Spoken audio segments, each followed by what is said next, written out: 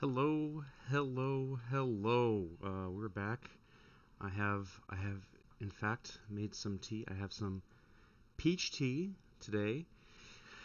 I'm gonna avoid drinking it right this second, so I don't do the same thing I did yesterday and burn my tongue like an absolute buffoon. I know there was some stuff we wanted to get into today, and I still want to get to it, but I don't know. I kind of want to talk a little bit about a story that's happening now. I don't know that I'm necessarily have anything particularly insightful to say on it, but I feel we should do more of like politics than just debate reviews, right? We gotta branch out, gotta be different, gotta mix it up. So we still have. Oh, that's interesting. So we still have this set aside, but there's a particular story where a Florida teacher is under investigation because she showed the movie Strange World to her class. Uh, this is it's getting a lot of media attention. Again, why this is probably not new to to hear it from me, and it's because there were LGBTQ themes in it. So this harkens back to the Don't Say Gay bill. That's where it all starts as far as the legal process. Because as my understanding, a parent who signed a permission slip to allow her child to watch PG rated movies in the class, which Strange World is, uh, got upset because it qualified as gay gender or sexuality instruction on sexuality. As a note, the movie, as far as its LGBTQ themes, has exactly one part of it that is that the main character, or I guess one of the main characters, the one you're supposed to identify with, I suppose. There are a few like main characters, but I suppose he's the main character. Is attracted to another boy. That said, is anyone who's seen the movie will find, I imagine, should find this just absolutely laughable because while it's mentioned and it's a kind of a theme of like, oh, he's really interested. I forget that the move. So much of that movie was forgettable, including the love interest name. So I don't remember who that other kid is. Um, I say kid because they look like teenagers.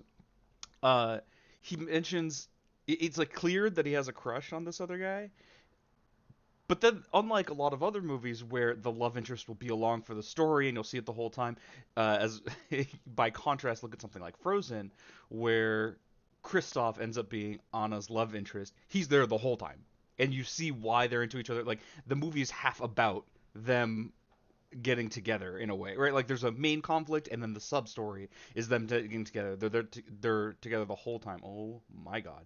Uh, with this, you see the love interest for like 3 minutes of the movie, and I'm not kidding. He shows up just enough for you to know who the fuck we're talking about. Then at the end, it's like, oh, that's right, this guy exists. But they're so desperately afraid of actually showing any sort of non-heteronormative relationship that they just do not put the two people who are who are gay and interested in each other in the same place for the vast majority of the movie. So this is the movie we're mad about, right? And of course, the claim was that it violates Florida statutes on sexual instruction on sexualities and whatever and whatnot. This isn't instruction. It's a movie. It's not even discussion. There's a movie where there's a gay character, which is of course the thing that people had always talked about from the outset, right? That this "Don't Say Gay" bill was was just a means to cover up, hey, like if you talk about being gay, that's why it's called the don't why it's euphemistically referred to as the "Don't Say Gay" bill. DeSantis and a lot of other legislators disagree vehemently with that characterization. Like, no, no, no, it's not about not saying gay. The word gay isn't anywhere in there. Well, yeah, that's how you get these things because no one's ever gonna notice there is a married heterosexual couple in the movie. No one's mad about it, right? What isn't that sexuality? Because they they have a kid. They did the sexuality. That happened. We know what happened. Here's proof.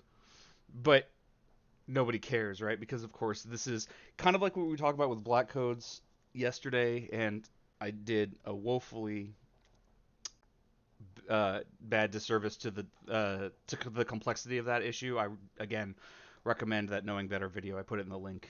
I put it in the description of my previous stream. Uh, just because something's equal on paper doesn't mean it's equal in actuality. Again, none of this is new or insightful. It's just kind of interesting to me that this is all happening. I did want to talk about it a little bit, especially because I remember having seen this movie, feeling a little bit like, yeah, that was kind of just like it was just pandering, right? There was no actual. It felt less like support and representation for the LGBT community than it was lip service to it. Like, he's gay, but like, don't put the other guy in the movie like at all. Don't he doesn't have to be there. We could just we said it. We said it. That's enough. That's enough, right? I'm legitimately surprised there's not more people upset about the mixed race couple because people like this. I mean, we're talking about bigots, right? Uh, it's the rare person who's like, listen, I'm all for interracial relationships as long as they're straight. There's not a lot of people like this.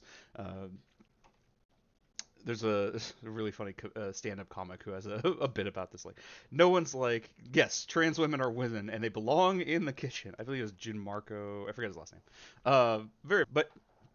And so that's why I'm a little surprised that this is the only part of this. But I guess maybe they feel they can't get away with getting mad about the interracial relationship. Um, Also, this is just Jim from The Office, right? Like that's just what that guy looks like. Additionally, my other thought about leaving the movie was how just how nothing it was. It was just so funny that this is the movie that's sparking all this controversy. Is that the movie is just very paint by numbers Disney schlock. It's I characterize the conflict of the movie as the insurmountable problem of doing two things. You might say, two things at once. No, just two things. A huge number of problems in the movie are solved by do one, then the other. So it's very funny to me that like this is of all things, this is such is this is like very bland. uh it's a fine movie. Like, I didn't hate it. There's a lot.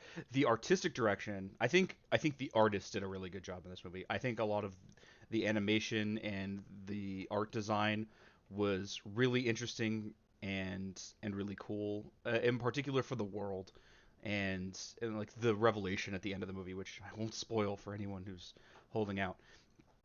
So like the artist, it seems, did a really good job. It's just like kind of a boring movie as far as it doesn't do much that was interesting or new. But here we are with Florida teacher under state investigation for showing this movie that remember, the parents consented to. Now, not this movie specifically, but that's not generally how broad consent works, as I remember, at least from my schooling days, back in the 1340s. Uh, you have one waiver, generally speaking, throughout the school of like, hey, are you cool with your kid watching PG movies in high school? I think they even went to PG-13, but I'm not certain about that. I don't remember exactly. And then if you're ever going to show like a rated R movie or one that's a little less certain, there's an individual consent form for that movie. And I remember kids being sent out of the class because their parent didn't consent to them watching this movie. So like, sorry, we're going to miss you for 3 days or whatever. 'Cause that's just how long it takes to watch a movie in school. So like, she didn't consent to this movie specifically, but she consented to seeing movies rated in this way. So just keep that in mind of like all of this started with something that was agreed to. Uh, and this is again like it's okay. So legislation was first passed in March 2022. It's the Don't Say Gay bill, as people have talked about. And I haven't read this article specifically. I just found the first article from a at least theoretically reputable source.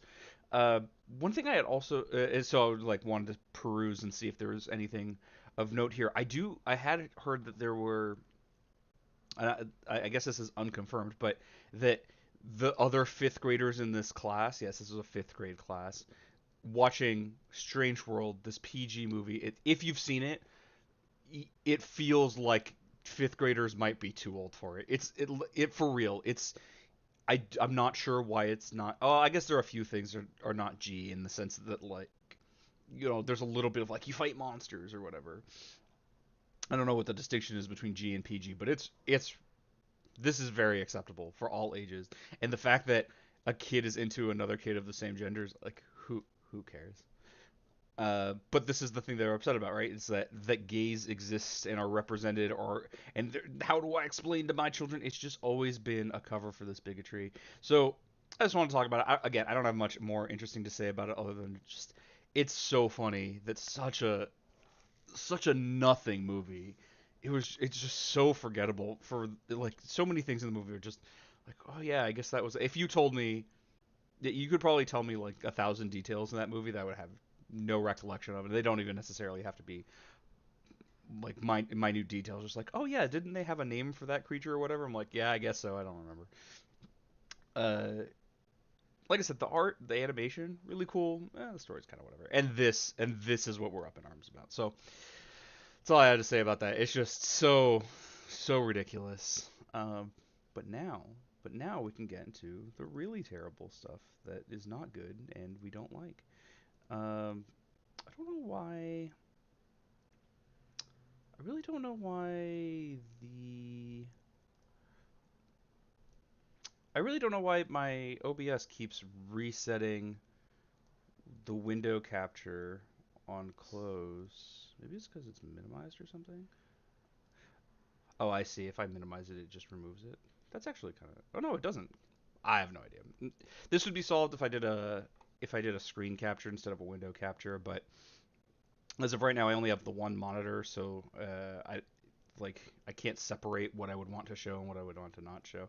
So we're just gonna deal with this, and that's a you problem. That's something that for you to have issues with. That's not my problem. So we're gonna get into talking about Aron versus the Muslim skeptic. I like even in the versus Daniel. Shoot, how do you spell his last name? I don't know how to pronounce it. I don't even, and I think for spelling it, I just copy and paste it from somewhere. One thing that's kind of neat to me, and I'm glad this came up, is I actually had someone comment on my stream from a few days ago. I believe it was the one, I mean, it should have been the first one where I mentioned him, but what debate? What was that? It was I think it was Christopher Hitchens and Tariq Ramadan. Yeah, saying saying that uh, Daniel, and they spelled his name correctly, I believe, is based actually. And I'm glad this is shown up. As weird as that is, because you might think for the issues I take with this guy that I'm about to argue with that position and disagree with and disagree with this take. I actually don't have any intention of doing that. The reason being is that the fundamental problem that I have with the Muslim skeptic is absolutely uh is just not the kind of thing I can argue you out of. This is where we're going to get into conversations, as I hinted at before, about what a primary value is and what a value criterion is. And I can start this now. So a primary value is a subset of what we might call values generally. In a debate, you usually want to have one thing that is your primary interest because if you have multiple things that you value, they can start to conflict with each other. And so you're going to talk about the one thing. The issues that I'm going to have with the Muslim skeptic are issues of values. And it is worthless to argue about the details of what a thing will do if what you're aiming to achieve are just different.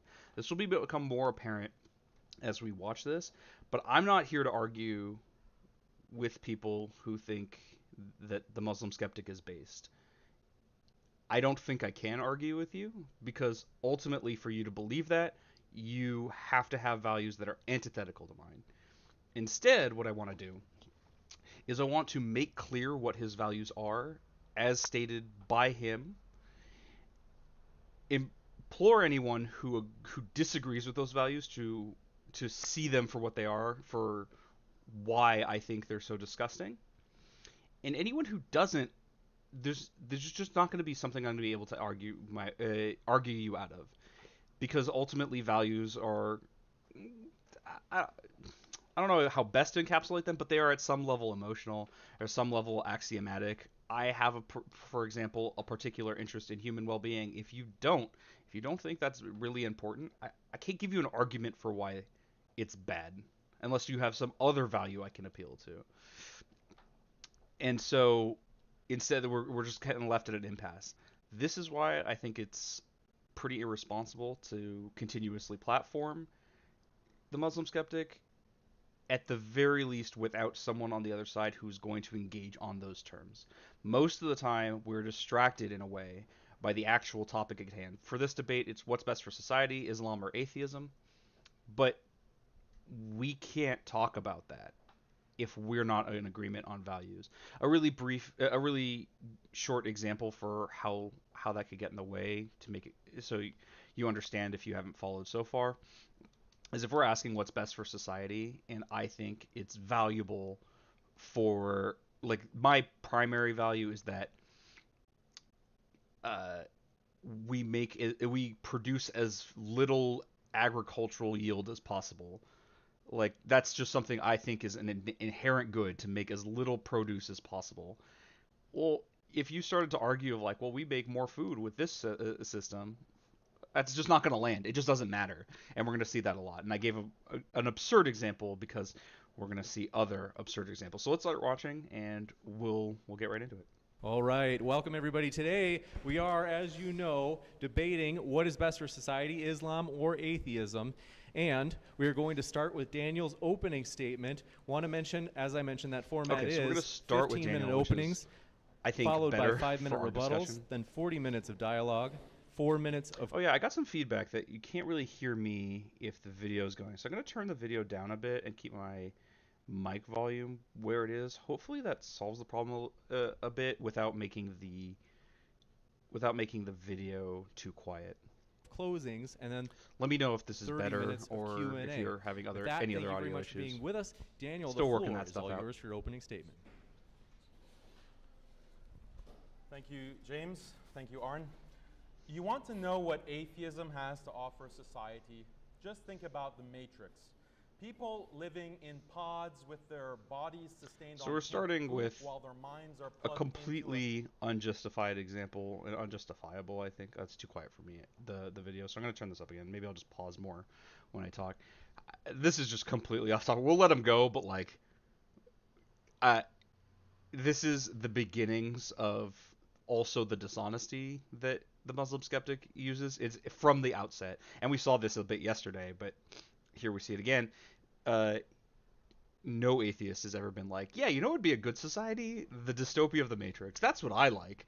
No one has ever thought that, and no one has, and you'd have to do a lot of work to even attempt to make the argument that this is what atheist ideals would lead to. But he wants to, take a thing that most people think is bad and say, you. virtual reality. That is literally the kind of future world leaders are now considering for the human population. Leaders at Davos, the World Economic Forum, the World Governance Summit, and elsewhere are openly talking about their plans for the future, and it's quite dark. Have you heard of the expression, get in the pod and eat the bugs? That is basically the kind of future that they have been working towards step by step. So this is just beginning with mischaracterization and vague allusion, right? He's not saying why these are justifiable. He's just making a baseless accusation, which shouldn't matter, right? Even if, well, I guess I shouldn't say that, because if the accusation is true, then you might be able to say that Islam is better, but you'd have to still demonstrate, of course, that Islam is better than that, or doesn't want things that are just as bad. But of course, what do we mean by just as bad here? And he hasn't gotten to it yet, but well, I know we're barely into it, so I can't really complain about that. I just mean that, like, his values will come up, I promise. Individuals live in small personal living units or pods and entertain themselves with a steady dose of Marvel movies, video games, and pornography, not to mention... This is also a tactic that happens a lot, where you, like, distract by, make these absurd claims, and now the other person is in this position of either letting it go, to which he can say, "Ah, see, I was right. You didn't tell me I was wrong," or trying to argue against this absurdity that he hasn't even attempted to justify. This might sound far-fetched, but a huge percentage of the world population today already lives like that. In the Do largest they? urban Do they live centers like that, around the or do world, they live in a way that you want to that you will conflate as living like that? I don't think people are literally living in pods, and I don't think he does either. people are living by themselves in their apartments, no significant other, no children, no family. Their only social connections are the ones they have online. They work from home alone, eat at home alone, and pleasure In what way is any of this atheist? We haven't heard. He's not going to say. And remember, and this is also just in general, it's pretty bad form to to make claims about what your opponent stands for before they've had an opportunity to speak. You should, in general, hear what they say and then extrapolate, not extrapolate before they say anything. But of course he doesn't care about dishonesty, right? He's a deeply dishonest person, so he's very happy to do this. themselves at home alone. This is atheism's vision for society. Most atheists won't admit this, but this They is won't nothing admit this more because than it's not true, right? Like, yeah, it's like saying like most most farmers actually want to colonize Jupiter, but they won't admit this. They won't admit it because it's just not true. It's just not a thing that's accurate. So yeah, of course I won't admit it because I don't believe it. It's wild. self-delusion. An atheistic worldview has dominated the modern world, and these are the results. It's clear as day that this is what an atheistic Has it dominated the worldview modern world? produces. I I'll don't tell know you why. about all that. First of all, atheism says that the only objective truth is scientific truth. This All right. So since he's going to lie about what atheism is for a bit, we're going to start there, even though it is a distraction and not exactly what I wanted to talk about regarding this debate. Atheism is, generally speaking, the position that of non-belief in God or gods. So when asked the question, do you believe in God or do you believe in any gods? The answer is no. This is sometimes, but very infrequently and not generally used to also mean I believe there are no gods, which is a different claim. I don't remember where Aron lands on that distinction. We can give him the benefit of the doubt and just say when asked, it's more just a non-belief than a belief in the non-existence.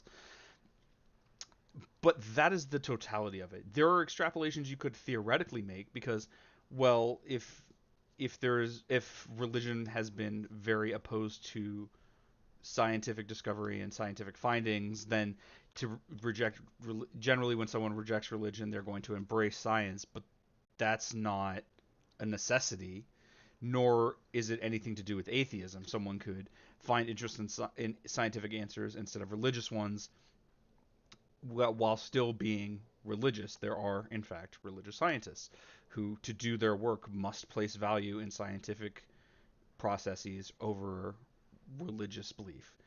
So that's the totality of it. Now, there are some reasonable extrapolations that I would agree with. So, for example, uh, it sh- like as at the very least for how things stand right now, atheists tend to be very large to be proponents of religious freedom.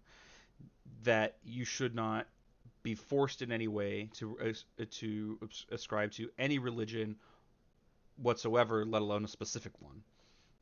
That theoretically wouldn't necessarily be the case. We can imagine a world where atheists have total domination and reject religious thinking to the point where they pass laws to prohibit religious belief and action. However, in the state that things exist in today, likely in large part because atheists have tended to be maligned and occasionally marginalized by religious groups, that the preference is towards religious freedom as opposed to prohibitions on religion. But I mean, in theory, atheism would simply say there is no reason to ascribe to the beliefs of any particular religion, and like you could and from there you have to fill in the blanks. Things like morality come about usually through philosophy. Oftentimes atheists are humanists as far as their moral philosophy goes, but that's not a requisite. This kind of question is kind of the wrong one to ask.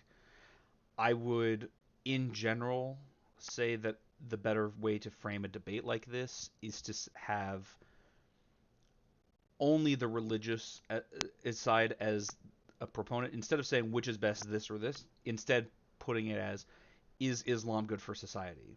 And then the mere negation position can be taken by an atheist to say no, it is not better than not adhering to the tenets of Islam. Whereas a Christian opponent might say no, and Christianity is better. But atheism, I think, in this sense, is kind of synonymous with secularism, which I think is reasonable in a context like this, and that I think is a reasonable de facto, like a reasonable, like, well, anytime we back up from a religion, it should be to here. But that's just not how these things go, and often not how people talk about it, or how, or the actual ability to, or the actual debate is not actually framed like that. Sorry, I dropped something, and so I'm like looking for it as I'm talking. That's why I'm losing my train of thought. Oh no, I dropped a piece of this. I gotta fix that later. Okay. Automatically means that religion and traditional biologically rooted morality are out the window. Biologically rooted morality? Biologically rooted morality? Traditional biologically rooted morality says that there are certain objective and immutable values that are embedded in human nature. There is the sanctity of marriage and family, the value of community. Anyone see the problem? I see. I just saw your question in chat. I currently only stream on YouTube. I could try to figure out dual streaming on Twitch or something. It's my understanding that that is kind of difficult and doesn't really work. But no, as of right now, I just stream on YouTube. This is my one platform. Maybe I'll branch out from here, but I am but a baby streamer, and so start in one place. But as you say, notice the jump in logic, right? He wants to talk about biologically rooted morality. The reason why he does that is because he needs to justify his positions from a place of authority, and he understands that not that assuming an Islamic religious authority, either through clergy or through deity, is not going to necessarily land with this group of people who are in large part likely not Muslim. So he has to refer to another authority, in this case, biological morality, whatever the fuck that is even supposed to mean, let alone what he claims it means. And then claim something like, since Islam conforms to this other authority, you should have followed the Islamic authority, which still doesn't work, because if we could just use the biological morality, then why use anything else? But also just it still doesn't work in terms of the details of the argument. So he'll say from the outset, marriage is a component of biological morality. Is it? Marriage wasn't. It had like. All right, let me look into this.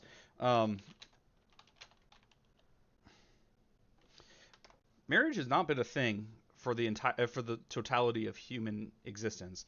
I'm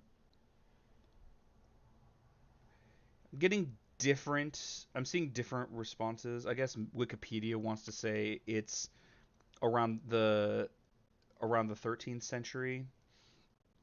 But that might be the history of the word. Oh, okay, it's history of the word, not the concept. But at the very least, it wasn't ubiquitous throughout human society. For the totality of human existence, this is a concept that was often modified. For example, some societies had allowed for multiple wives or multiple husbands, or some allowed for, or some required arranged marriages. Some were simply marriages of power. Our modern conception of marriage is very different. And if this is correct, if this figure from the week is researched appropriately, and I'm not going to assume that it is, even 23, even if we assume that it was in existence from the oldest claim about marriage, which would be around 5,000 years, which is a little bit past this, it would be around, around 3000 BC. Human beings have been on the planet for hundreds of thousands of years. I don't know exactly. The number I had heard was between 750,000 and a million years that Homo sapiens have been on the planet. That's a long time to not have marriage. In what sense is this biological morality? And and this is again where we run into the issue of that concept of what do we mean by biological morality? That it's like in our DNA to get married? I don't know if that's accurate. That feels like really weird. You could just as easily say it's in our DNA to cheat on spouses or to have multiple partners, because people do that all the time. To say it's better, in what way? Like, you'd have to justify it in some other way, which he is both unwilling and I would argue incapable of doing. To say that it's biologically moral to have marriage, but I don't know. I don't think he is very, because of his values, I don't think he is able to make good arguments because he doesn't care about them. And again, we'll get to that. Community, devotion to God, and the sanctity of the human body. Atheism says that's all garbage. There's nothing sacred about marriage. If you want to fornicate every day of your life, go for it. If you want to be romantically involved with 5 people So what we're gonna do, and this is a pretty good place to start since he has started to mention his values indirectly, is we're gonna take a list of the things that the Muslim skeptic has issues with, the things he doesn't like. So the previous notes are just reminders from yesterday because I didn't want to lose track. But now we're going to talk about things that he takes issues with. So he takes issue. Let's back it up. Every day of your life, that's all garbage. Devotion to God and the sanctity of the human body. Atheism says that's all garbage. There's nothing sacred about marriage. If you want to fornicate every day of your life. So he is against fornication. He is, I guess you would say, for marriage, but the way he talks about it, it's more against not getting married. And we'll talk about why I'm phrasing it that way later, because that might feel very strange to put it in these terms. Wouldn't it make more sense to say it's pro-marriage? But no, it's more that he doesn't like it when people don't do this. He doesn't care that they do it. You know. Life, go for it. If you want to be romantically involved with 5 people at a time. Romantically involved with 5 people at a time. So he's against. This is kind of weird because, and this is where it gets back to the anti-non-marriage. He's actually okay with this. He has mentioned previously that, like, having multiple wives is fine, but we'll just we'll put I don't know if I spelled polyamory correctly. We'll put this here for now, but this is more. These are actually all more accurately encompassed in being anti-not marriage. So we're gonna put that as kind of the header, and we'll put a little bit of a space because these are. It's like it feels kind of weird, I know, to do this kind of deep dive on like who he is and what he believes, but this, I think he's a really good example of why talking about people's values matters and why and how to do it in a way with someone who's so blatant about having these pretty repugnant values. 10 people at a time. Maybe throw some animals and some inanimate objects into the mix. No problem. Love animals and inanimate objects. So, you know what? I'm not going to argue with him about the bestiality part, but we'll note it down. I'm just going to delete it because it's probably bad. But he's also against sex toys? That's kind of weird, right? Like, why would he be against that? Really think about it. Why would he be against sex toys? They can be used in a marriage in accordance with every law of Muslim teachings that, at the very least, that I know of. Maybe there's a law somewhere that says don't use sex toys. I don't fucking know. But this gets back to uh, one of his actual values. And so we're going to put an exclamation point there because it is this is a programming thing in CSS. You put exclamation point important if something needs to be prioritized. So we're going to come back to this because I don't want to give the game away about what the values are. I want to take note of what he takes issue with and then all at once derive what the values are. So we're going to, like, I mean, you're smart. You probably guessed it already, but we'll come back to it. Love is love. As long as you have 100% freedom to pleasure yourself, that's all that matters. And now he speaks with some venom in his voice about freedom. This will come up more, so even though it might seem a little presumptuous at this point, this guy hates freedom with a passion. Every taboo is just some nonsense religious zealots made up to keep you from having fun. Atheists also believe that family is nonsense. Sure, family is okay as long as they're supportive, but if your mom is being a pain, forget her. Your dad being a jerk, throw him in the nursing home. Your grandparents, uncles, and aunts don't support your personal freedom, that just means they're toxic, and you have to... I'm not going to respond too much to this. I'm not trying to shadowbox that much because a lot of these points are just absolutely ridiculous on their face. I don't, however, want to let them go without being go completely unaddressed. So I guess I'll say as a blanket here, if you are ever in a situation where you're arguing with someone like this, just sum up the totality of it as lies. Just you can just say outright, literally every characterization he has had of my position is an outright lie. He knows it's a lie. That part you have to justify, or maybe not justify. That one you have to. Only sometimes is that acceptable. In this case, I think it would be. Say he knows it's a lie, and you can ignore all of it. If he mentions it again, just remember it's a lie. Maybe we'll talk about it then, but I'm not going to waste my time to debunk every lie that escaped his face. Cut them out of your life. As for children, who has time to raise a bunch of leeches that suck so much of your time and your energy and do nothing other than get in the way of you just more pursuing lies. your dreams? Atheism says the same thing about community. Community is great, but only as long as...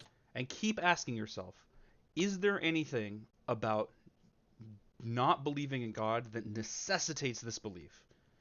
You might think if you're religious, because a lot of religious people seem to think that the only reason that you can have morals is because God told you to. That's reasonable, but actually try to connect the dots in a logical way. Like if you're not going to engage with it logically, I can't help you. But if you are going to engage in any way on a logical scale, try to ask yourself, how in the world does one lead to the other? And if you find if there isn't really a direct link, which there isn't here, you can just dismiss the whole of it. I don't think I've ever met an atheist who's like, because there's no God, I don't want children. There are people who don't want children. So this we'll put this actually as a sub. This I'm glad I talked about it actually because I saw another thing. He is against not having children, right? He's just saying like, oh, if they're leeches, what if you don't? Okay, what if a person doesn't want to have children? What's wrong with that? Not everybody needs to. Some areas of the world have had. I'm going to slow down a moment. Have had issues with overpopulation. I don't think that is generally the case the world round, but if people don't want to have children, what's inherently wrong with that? Or if they don't want to have a lot of children, as people industrialize, they tend to have fewer children. Birth rates around the world are going down as people have more freedom, or sometimes because they are less able to have children. But the point is, if you are making that choice because that's what you want, what's wrong with it? Well, for him, the problem is having that freedom, right? And not doing this thing that he wants you to do. But that is a freedom that he is very much against, as he's already laying out here. Same thing with like obligations to family, but I would agree slightly that like on a whim, throwing out family is childish and cruel, but the same would be true for a friend, or if we're being maximally compassionate, literally anyone, right? If someone's having a hard time, we should help them. That's the value I have. But his implication, like, oh, okay, if you just had an argument with your dad, throw him in a nursing home. Obviously, that's ridiculous. I don't think anyone takes that position, but obviously, There's like that's like that is the level of which like okay, I would disagree with that. But no, like if your parent is abusive, you have no obligation to continue to be abused. That is not something that you need to saddle yourself with. Or if you have a, a, a sibling who's stealing from you and in a way that's like really hard, really hurting you. I don't mean like they took my pen once. I mean like something serious. Then no, you don't have an obligation to just because that person's family. But of course, he would take issue with that, like protection from abuse. Actually, that's another thing. I am certain that this will come up more, but um, he is. I guess we'll put it here.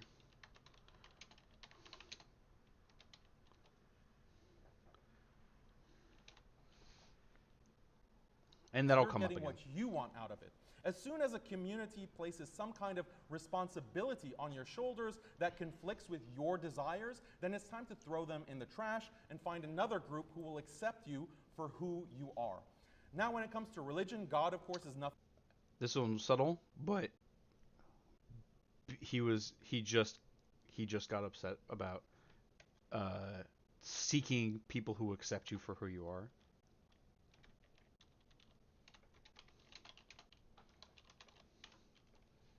Like he's that right. There was a pretty significant amount of venom in his voice when he was like, accepting you for who you are. He thinks you shouldn't be. He's really opposed to that. Nothing but a fiction, according to atheists. I know it But feels even if like I'm God being were real and 100% like this. I'm building a straw man, but I've watched enough of him to know that this is accurate to how he talks about the world.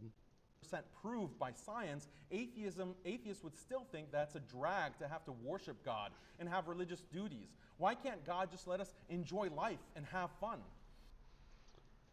Another thing he takes issue with, I guess we'll put this in the freedom category.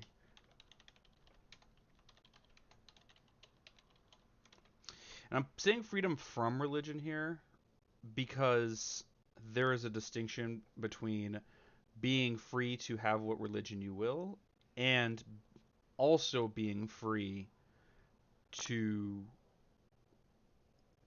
not conform to other religions. It's one thing to say like, "Oh, you can believe what you want, but you have to abide by Christian law," for example. Well, no, like if for example there was a mandate to pray to Jesus in schools. You could be Jewish in that country, in that school, but you would have to conform to Christian law. That is an example of where you do not have a freedom from religion, protection from the religious domination of others. And I do want to make a quick note here. Maybe this will come up later, or maybe I'll end up talking about it another time. To my mind, there are two kinds of freedoms. There's freedom to and freedom from. You have the freedom to do what you will, but there are also freedoms from other people doing things to you. So, you have, for example, freedom from murder in the prohibition on murder in a society. You have lost the freedom to commit it, but you have gained the freedom from having it committed on you. So, just very briefly. Finally, atheism attacks the sanctity of the human body. If you want to cover yourself in tattoos, why not? As opposed to tattoos. I'm gonna. All right, we're just gonna scroll past the stuff from yesterday. We'll come back to it. If it makes you happy to get piercings all over, why not? If you want to get piercings.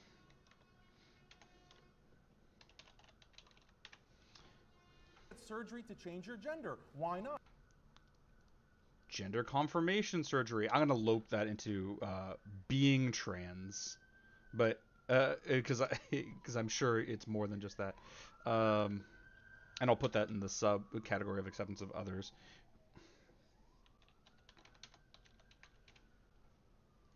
If you want to cut off your limbs, get fin implants, and live like a dolphin, why? Okay.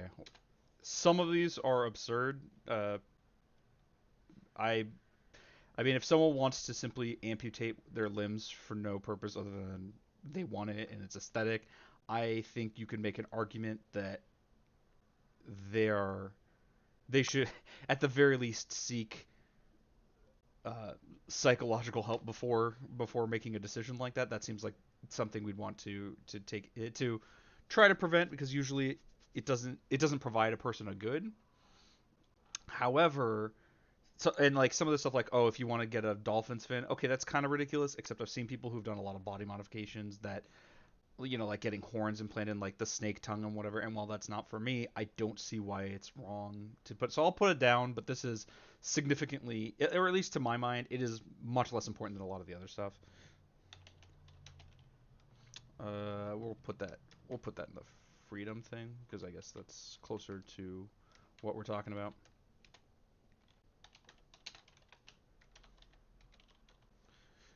My organization of this is already hinting at some of the values he has. So bonus points if you can start coming to conclusions about what he values. Feel free to pop it into the chat, and we'll see if you're right. You get bonus points if you get them all. I don't know how many there are. If you get any of them, you get bonus points. Sure, whatever. Why not? There are literally no limits. You'll notice that when it comes to all these things, atheism says the most important thing is fulfilling your individual desires. He's taking issue with the concept of having interest in fulfilling personal desires.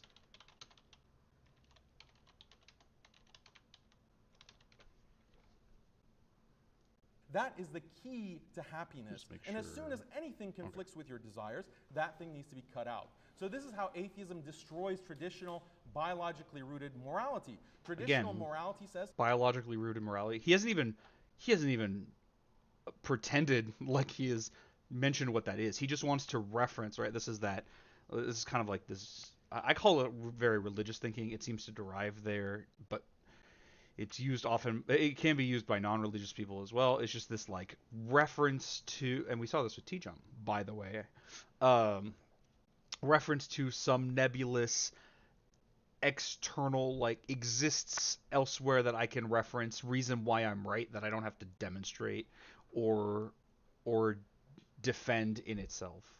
Just, oh, it's biological morality, and rejecting this is like, how absurd are you?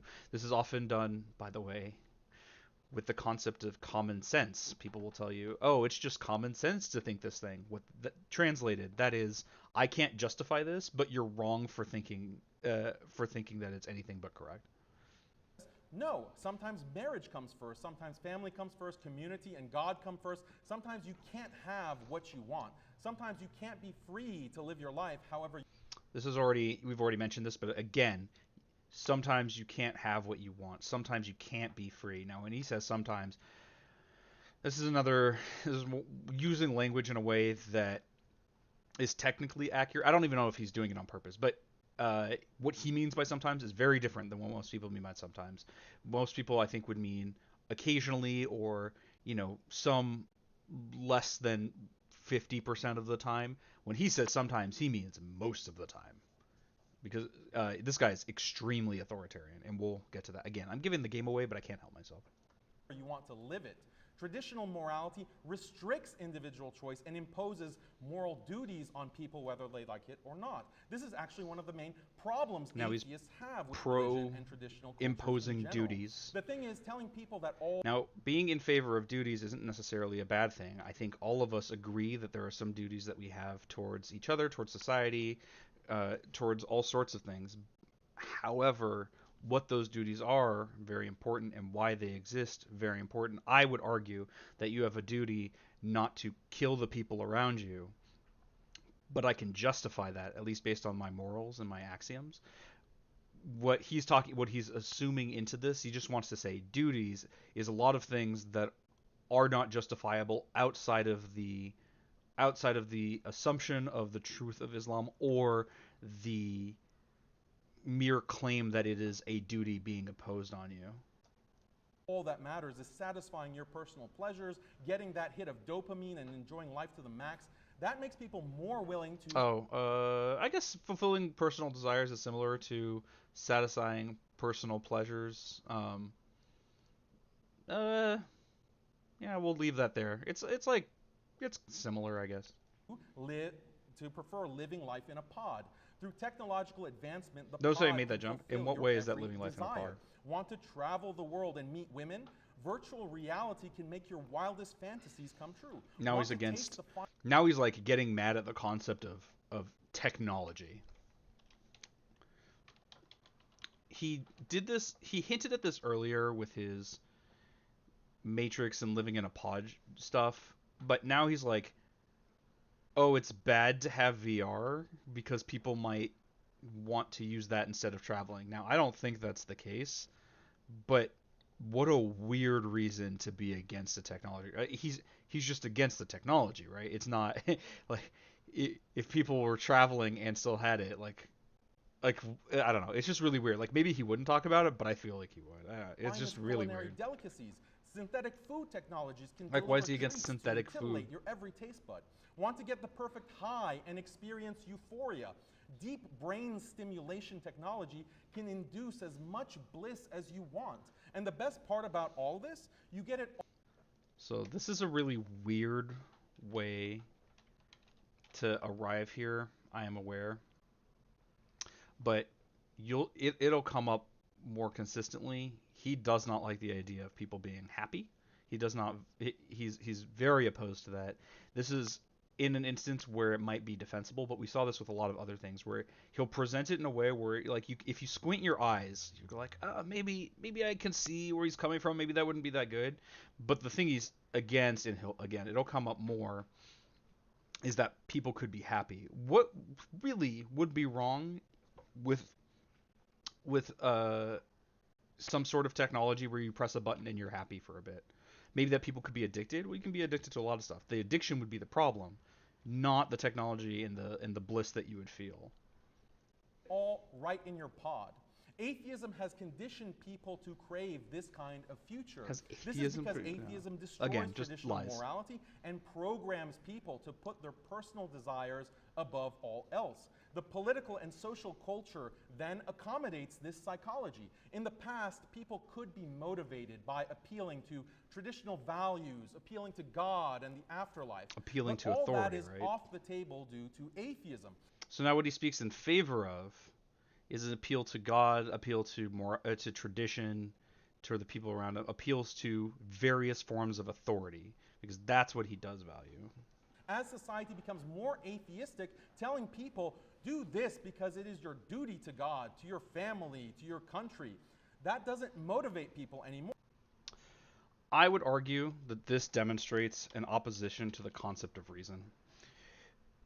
Do this thing not because it's good, not because it is better for you, not because it does whatever, but because you have an obligation to this authority, either God or family or whoever else, and that is the reason you should do it unquestioningly. You should not reason for yourself as to why this is good or bad. You should only do what you are told. More. You can only motivate them by telling them, do this because you'll be able to go on that vacation, you'll get to enjoy this new experience, you'll get to have fun with the latest gadget. Notice again, this is towards the happiness bit. He speaks as though it is frivolous to reason with people for an interest in their own happiness. That would be a bad argument to him. People are only motivated by the pursuit of personal pleasure. Politicians and governments recognize this, so their political agenda increasingly revolves around promising more and more pleasure, fulfillment, more and more freedom, fewer and fewer duties. Again, Of course, this freedom getting upset about freedom, happiness, and a freedom from religion, or I guess freedom from duty. We can lump in here because he might not be using the term interchangeably, but I believe he is. freedom is not political freedom in the sense that people can choose the kind of society they want or the kind of future they want on a societal level. It's only the freedom to enjoy more and more personal pleasures. The way these secular governments give people what they want is through liquidating traditional values and producing new technologies. Governments say you can have sex with whoever or whatever you want. Again. You have the freedom to change your gender. You have the freedom to blaspheme against God. You have no obligations towards your parents or your spouse. You don't want kids? No problem. There's full reproductive choice. If you do have a kid, don't worry. Ooh, that's a new one. Reproductive choice.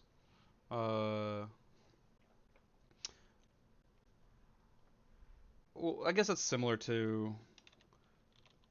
I guess that's the same. Similar to not having children. All right, we'll put that there. I guess we have that already. All kinds of daycare and schooling programs so that little brat won't hinder your pursuit of happiness.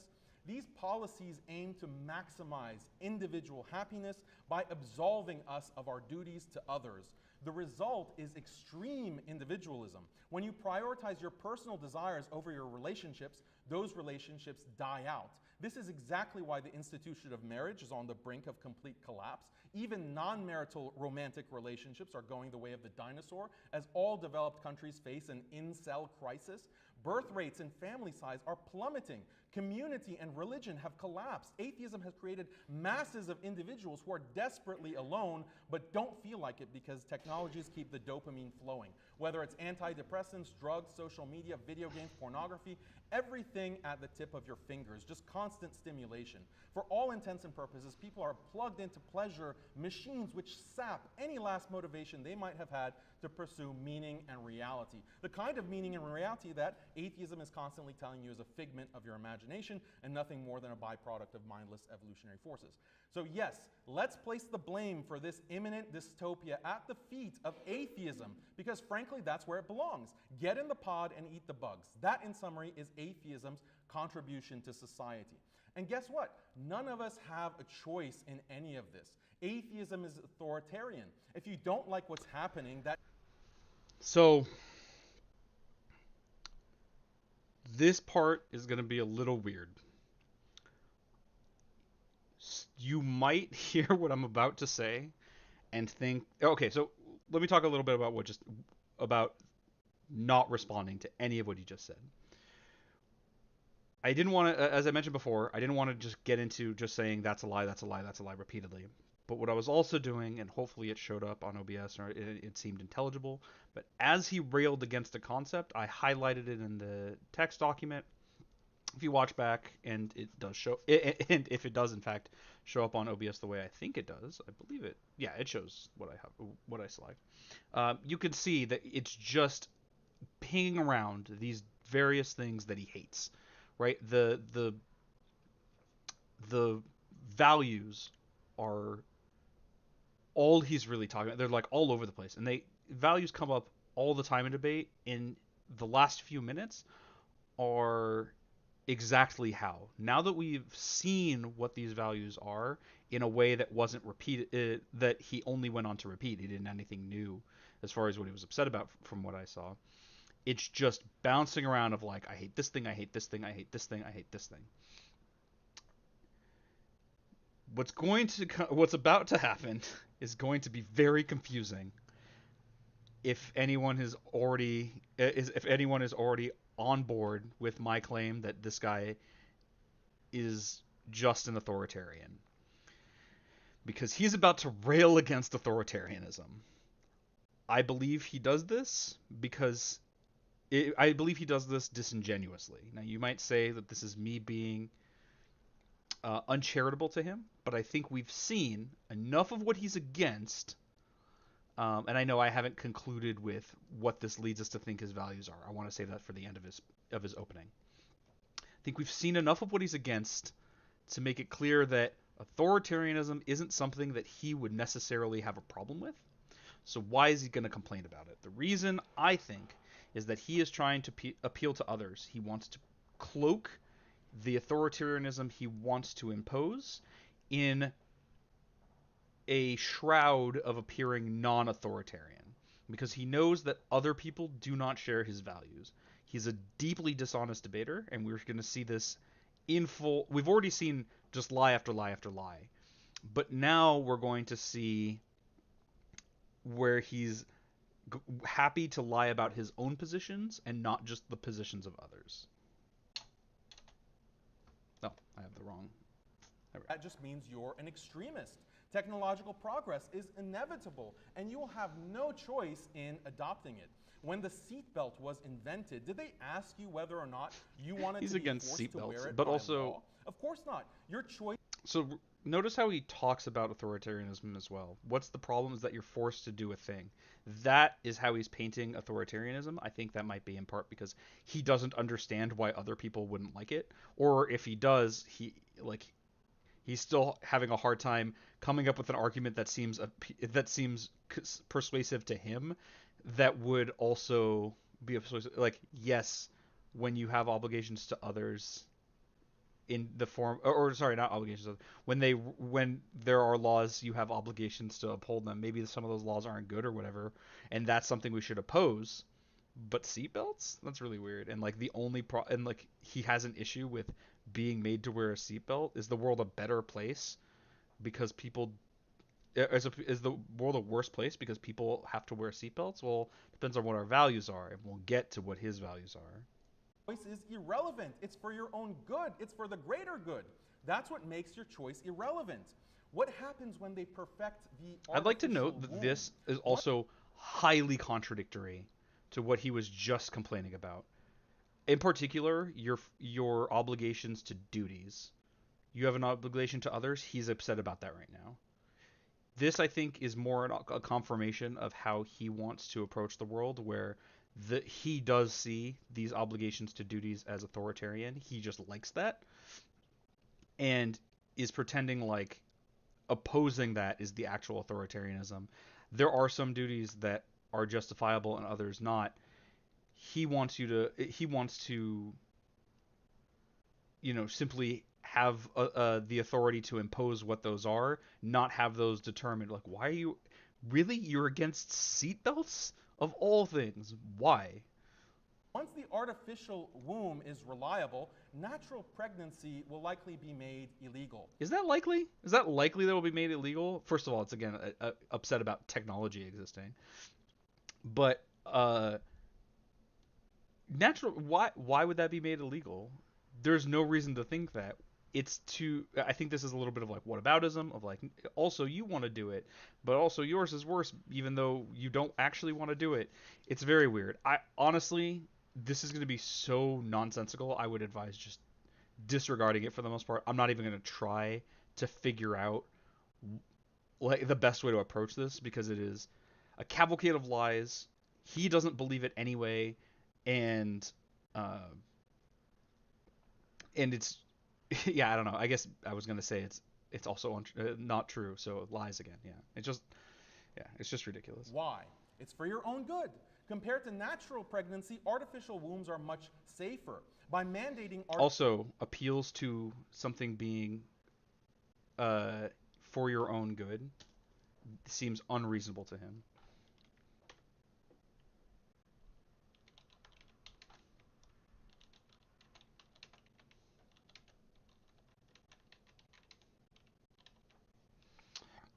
Let me see if I can fit more onto the screen here real quick. Let me just... Oh, it overlaps. Hold on, let me... Okay. And now we should... Alright, we get almost... Okay, it's still not... it still doesn't work. Okay, well... We're just gonna have to scroll. artificial wombs, the mortality rate for women and He's children against too many could be things. greatly reduced. If atheists were controlling society, which they do, mandatory artificial wombs are definitely on the horizon. Definitely? And Really? natural pregnancy will be seen as an archaic and misogynistic practice. Impregnating a woman naturally might even be deemed a human rights violation. You are subjecting a woman Just to nonsense. 9 months of morning sickness, body aches, to be followed by an excruciating and bloody childbirth. To just talk about this specifically, if artificial wombs become a thing, what will actually happen is people who are unable to give birth because they've needed to have a hysterectomy or whatever else will be able to. That is obviously good. I guess I guess I shouldn't say that because this whole discussion is about values. So maybe if you have values like hating like hating children or something, then no. But I don't know how he would be upset about the possibility of someone who's had a hysterectomy being able to have a child. What he's more likely upset about is the other thing that artificial wombs might make possible, which is that trans women could have children. And he's already made clear that he is not okay with trans people. That literally rips her open. Such horrific practices must be banned, and only religious misogynists will refuse to comply. When atheism is in charge of society, all kinds of humanity-altering technological nightmares can be imposed in this authoritarian fashion. What usually could block such technologies is traditional morality, because So I'm mostly pausing because I'm guessing you as well, if you agree with the positions, or at the very least, some of the sensibilities that I have, are probably going to find this kind of hard to sit through. I wonder how much of that is intentional to just rile up this indignation of like, you are just lying repeatedly, and it's really frustrating to hear someone lie about you and what you believe repeatedly, nonstop, without any justification or even the attempt at justification. Uh, I don't know how to solve this problem. I'm just pausing here to give ourselves a little break from it. Also, the idea that only traditional morality, religious morality, he also wants to conflate like what might be seen as obviously good, like preventing this authoritarian as the religious values, when anyone with even a cursory knowledge of history is very aware that religiosity is by no means a protection from authoritarianism and has often been a guarantee of it instead. But as I say, this is mostly a pause to give ourselves a little breather. I know it's hard to listen to him, hard to sit through, or at the very least, it is for me. And it's okay to have that feeling, but whew, sometimes you need a break. This guy is hard to watch. A little bit about me. I like to watch debates like this for fun. It is something I find enjoyable. I watch all sorts of debates, and on very difficult topics sometimes. That's just something that I like, and that's why I do what I do here on this channel. This guy is one of the few people I've ever had to stop and say, I'll come back to this debate later, because he is that unsettling in a lot of ways, and he lies so much about what people like me believe that it's genuinely painful, and it's in a way that kind of surprised me. I'm normally very open to hearing a lot of different positions. I would watch debates where where Nazis are arguing against non-Nazis, and listening to their positions was something I could handle pretty easily. But there is an emotional difficulty with this guy that I've only really had with one other person who was engaging in some pretty severe, open, at the other person bigotry that happens to be a group to which I belong, and I don't see very often in that sort of with that sort of venom. It can be really hard, and I think it's okay to be honest about the emotional difficulty of listening to people like this. That is not why I think he's a problem. That's something, and that's why I wanted to talk about this. To be clear, the fact that he is an emotionally difficult person to listen to is not the primary issue I have with him. It is not a matter of offense. It is a matter of what he stands for, what he tries to do, and that the positions that he is put in make it very difficult to condemn him in the way that he needs to be, and to tear down his positions in the way that they need to be. Traditional morality says there are certain immutable values that cannot be violated, no matter what. Traditional morality says artificial wombs should not be allowed because there is a sanctity around natural human birth. There is an inherent value to it that is transcendent and irreducible. If this were more on topic, I would want to press him a little bit of like, wait, so you're telling me that that religious people would be opposed to someone who had a hysterectomy who wants to have children getting an artificial womb so that they can give birth? It would be wrong for that to happen. Please attempt to justify this in any way. But he does this a lot, right? Like, he just wants to he uses the gesture towards authoritarianism to rule out an idea in its totality, when the actual way that it would be used in practice is a way that is very positive, most people would be in favor of, and would be near impossible for him to justify an opposition to. But the atheistic mind says, nope, that's all just superstitious mumbo jumbo. Whatever a mother gives a child, or vice versa, in natural pregnancy can be mimicked using pharmaceuticals or other technologies. So he's gesturing at maybe he believes that's not true, but if it is true, what is his actual problem with it? Well, I think I know what that is, and we'll get to that when I get to his values. Just remember this not having children bit, and we'll come back. Get over it. Get over your silly hang-ups. This same logic is used for every new technological innovation, no matter how drastically that technology distorts human life. This is why, as long as atheism dominates society, the personal pleasure pod is inevitable. As long as the goal is to maximize personal happiness through technological innovation, the pod is inevitable. Now, you might be skeptical that we really are headed toward this Matrix-like dystopia, but just look at the country of China, a staunchly atheistic nation. The personal pod is already a reality there. Millions live in tiny windowless apartments by themselves in major cities like Beijing. What is even more concerning is the Chinese social credit system. I'm just curious, and I want to take a break from his lies again. So he made the claim that China's a largely atheist country. So let's just do a little quick check. All right, so the State Department study. The State Department is a source, so we'll see how. We'll see what they say about it. According to Boston University's 22 World Religion Database, there are 499 million folk and ethnic religionists. That's 34%. So I guess these would be like smaller religions, and maybe this is a type of religiosity that I'm just, or I shouldn't say maybe.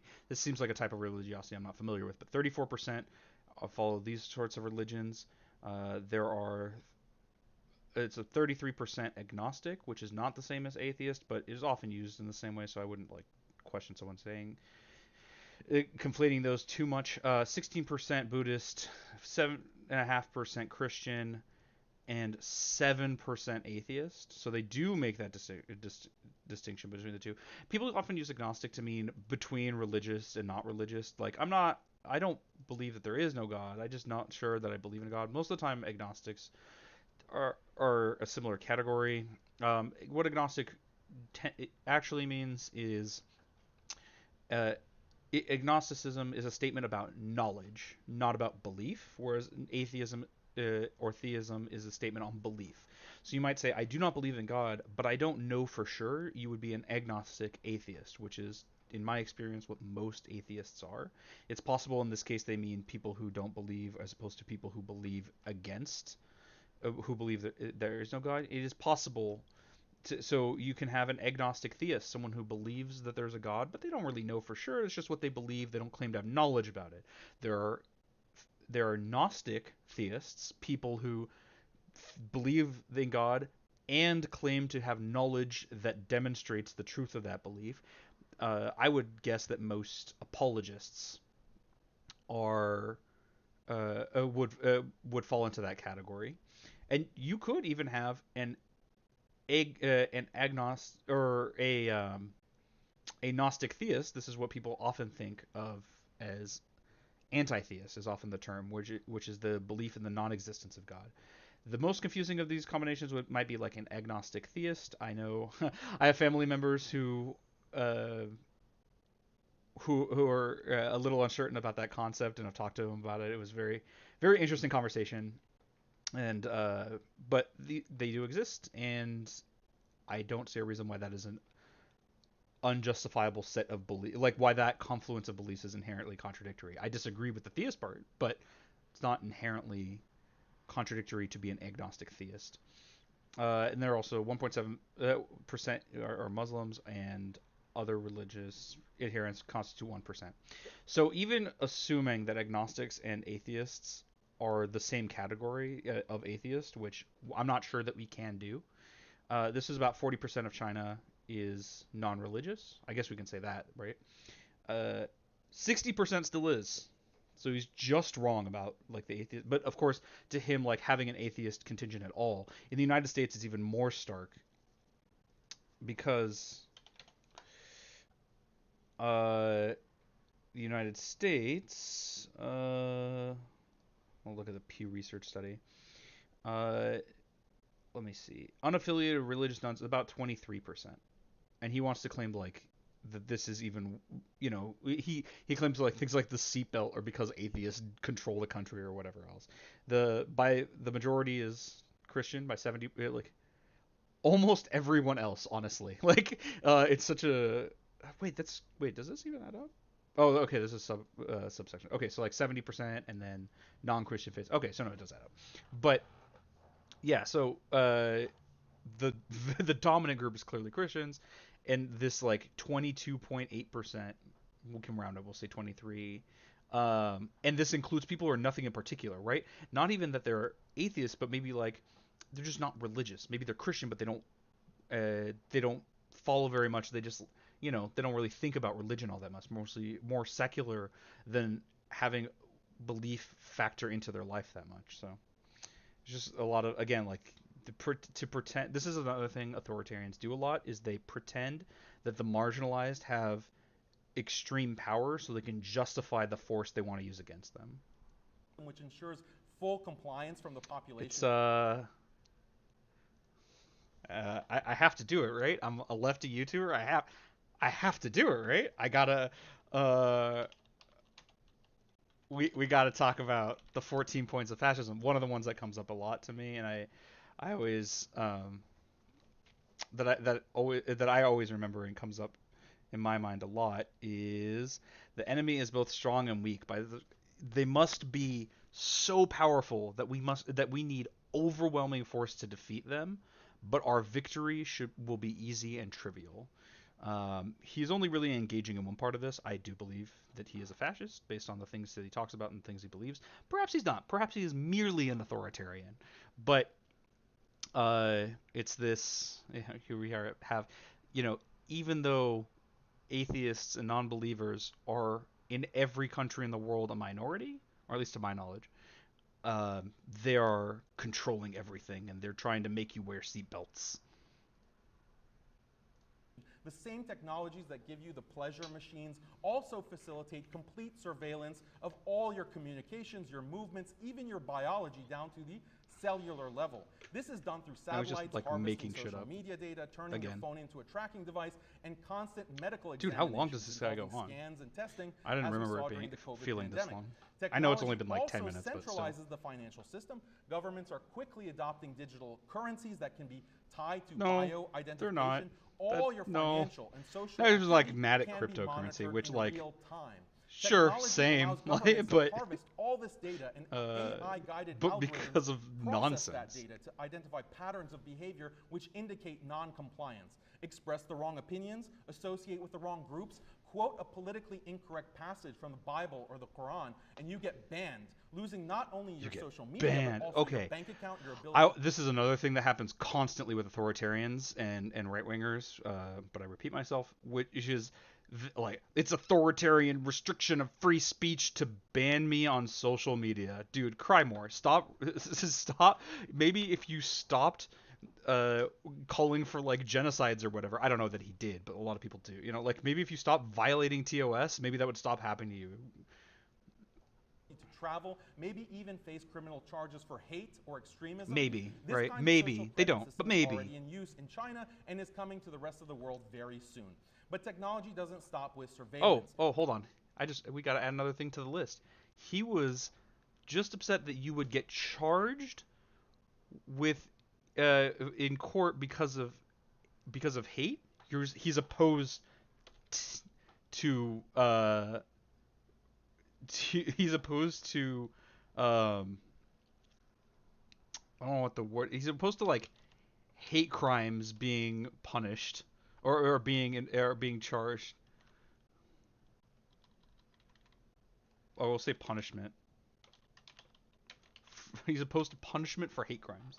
Why not modify the human body through vaccines? And remember, that's not what he said, right? Like like what he said is like implying that oh, if I just say a thing, then I'll get I'll get locked up, and they'll use the pretense of hate. But when people like this talk about that, Nazis do this all the time, is they'll pretend that that's what's going on, but what's actually happening is like they made a death threat against a minority in like in a really racist way, and they're getting charged with hate crimes because that's illegal and it's really detrimental to do that, to be allowed to do that. And so it's again, it's like pretending that enforcement of hate crime laws is marginalizing them for not being able to shriek slurs at people. Pharmaceuticals and implants. I mentioned artificial wombs already, but what about gene editing people so that they are repulsed by red meat? Seems like a good way to reduce meat consumption and save the climate.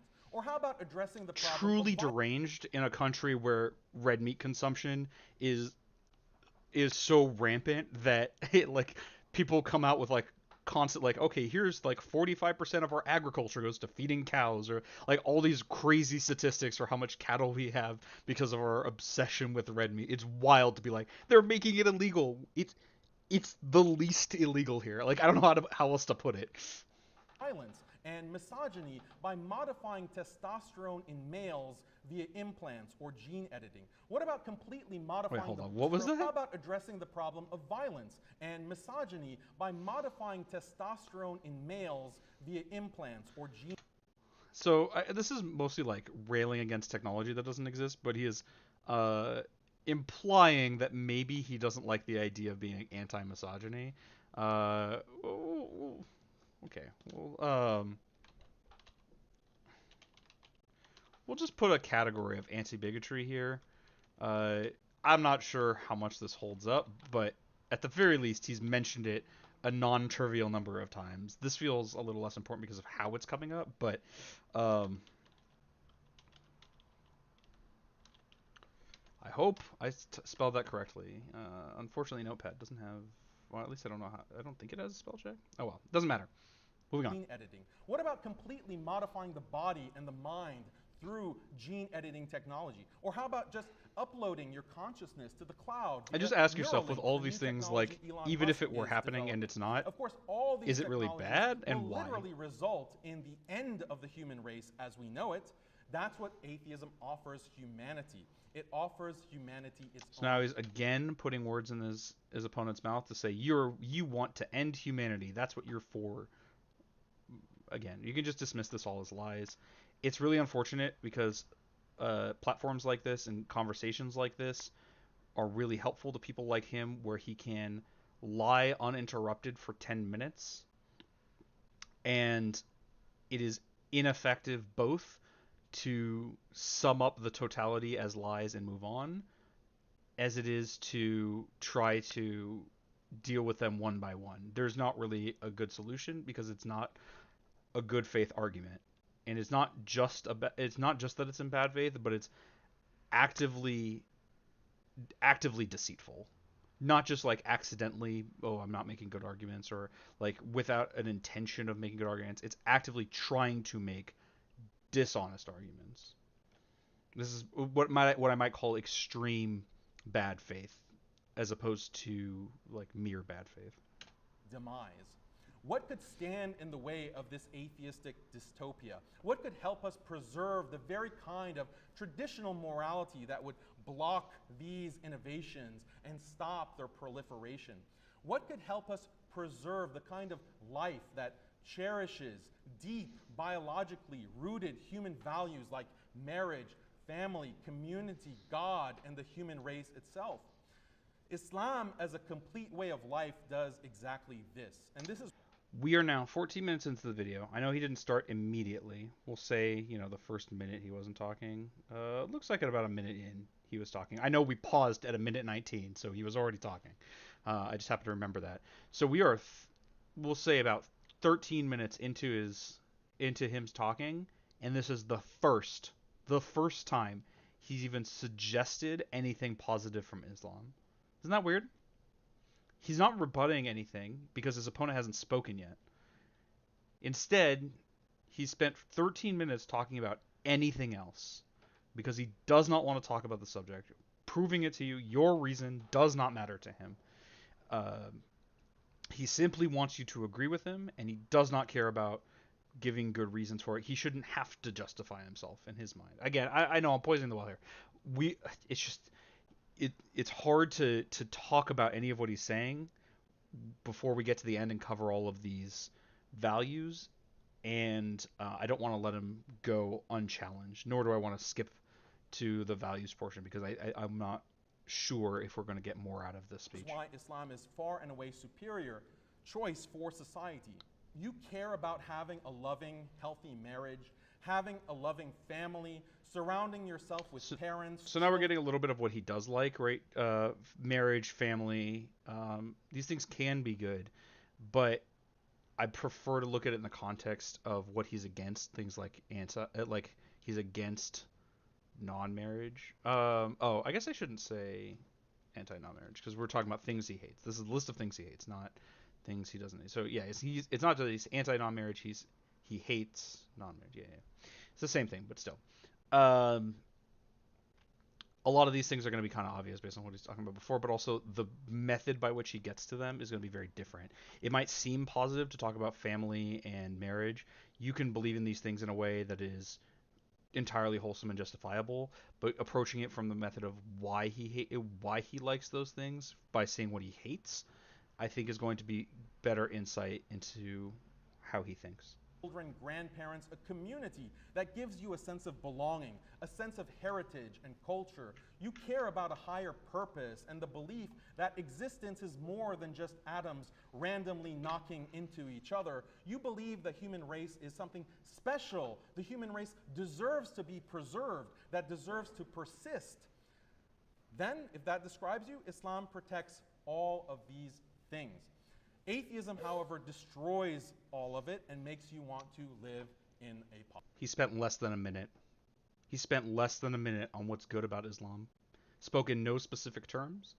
Merely said, it likes these things by being not the things that I railed against and made up. But he didn't justify what he likes about his position. Very interesting, right? And this is and now his speech is done. And we talked about this yesterday. We saw this exact same thing. He does not present positive reasons for his position. He merely lies about his opponent's position. And I think there are reasons for that, but there are a little aside from what I want to talk about. Because what I want to get into, now that we've finished hearing his unhinged diatribe, is what he believes, what his values are, and why it's difficult to talk to someone like him in a context like this. So let me mess with where we have certain things because I want to. Okay, that's not the way I want to do it. Let's keep it the same size. I just want to make it so we can see more. Okay, cool. That's much better. Perfect. So we're just gonna cover. We're gonna cover Aron. I'm sorry, but we're talking about Daniel here. So we're going to put this in the context of his face instead of Aron's. So let's talk about what this guy hates. He hates people not getting married. He hates fornication. He hates polyamory. He hates the use of sex toys. And remember, this was important because why should he be opposed to this? Well, this gets, I think, to him being opposed to. Actually, I'm gonna want another notepad window. So I'm gonna get that set up before we.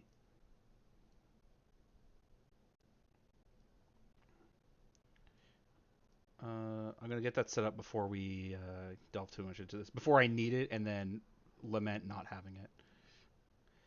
And then this will be.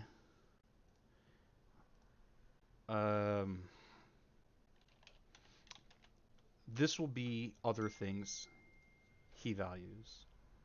No, or sorry, these will be the things he values and not just what he hates.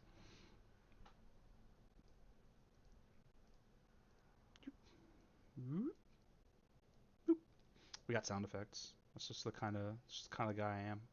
The kind of quality content that I provide to my viewers.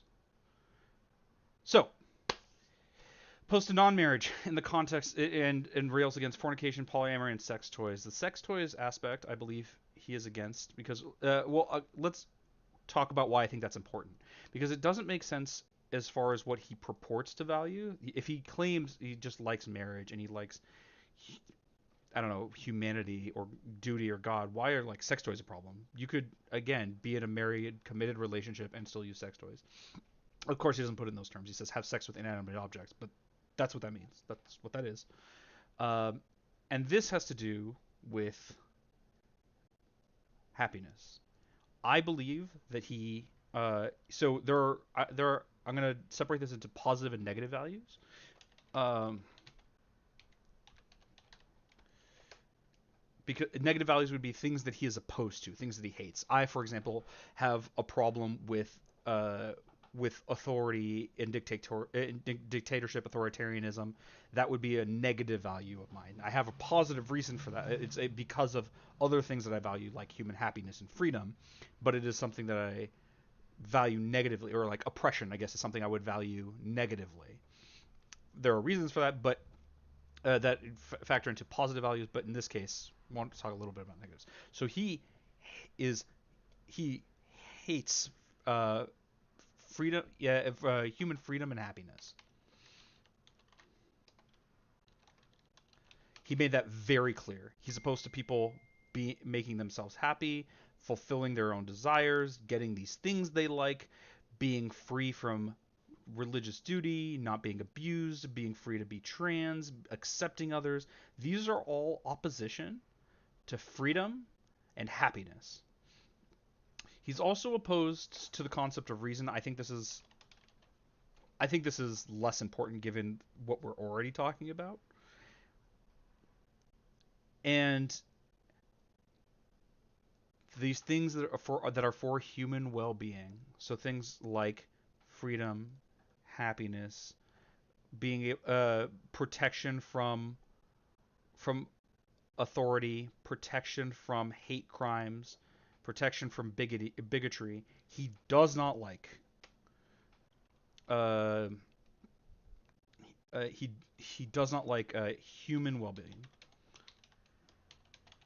At least in the sense that people normally talk about it, in terms of freedom and happiness. These are the two things that are like, these are the primary negative values that he holds. These kind of like fall into line after that. So what does he believe in?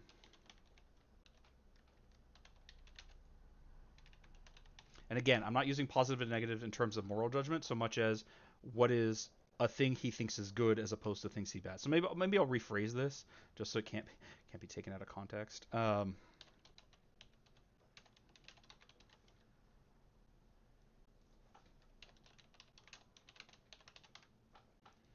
So things he likes. He likes the imposition of duty and power. Power and authority is how I'd put it. This comes out a ton in the things he hates because he is opposed to the freedom from this power. He is opposed to people not getting married. He's opposed to people doing things that are good for them, but not in line with how he thinks they should live. He is, as this comes up more with the discussion of Andrew Tate than it does now, he hates women just vehemently. He believes in particular, he believes in women as an underclass to be dominated by men whose authority over women should be unquestioned. This comes up a lot in the Andrew Tate thing. This is why he took the stances that he did. He does not give a shit as to whether Andrew Tate was guilty of trafficking or not, because he is okay with women being subjugated and controlled. This also comes up with his in other debates where he has been a proponent of underage marriage. He doesn't have a problem with. He might have a problem with children having sex, but only if they're unmarried.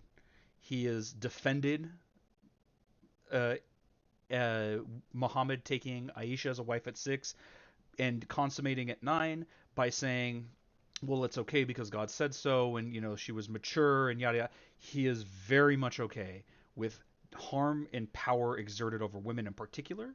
I think this is an extrapolation of the the interest in imposing power and authority over everyone that he's as he sees fit. Now he might say it is Islamic authority, or he might say it's in accordance with Islamic law, but of course people disagree with him about what that should mean, and he would have them obey him, not listen to what people different think about that, or listen to some other authority as to what Islamic law should be.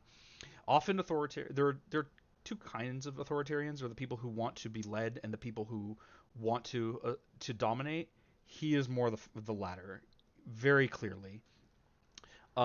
This is again where he has the only interest in exerting power, and this is the why he has the support of a Muslim brother, because it is someone who, like him, at least to his mind, is an authoritarian, and authoritarians, like other authoritarians, that agree with him. So when we see this is who this person is, this is what he values. He hates freedom, hates happiness, hates human well-being, and likes the imposition of power and authority. Now when we ask the question, and this is why it's all been relevant, now when we ask the question, what is better for society, Islam or atheism?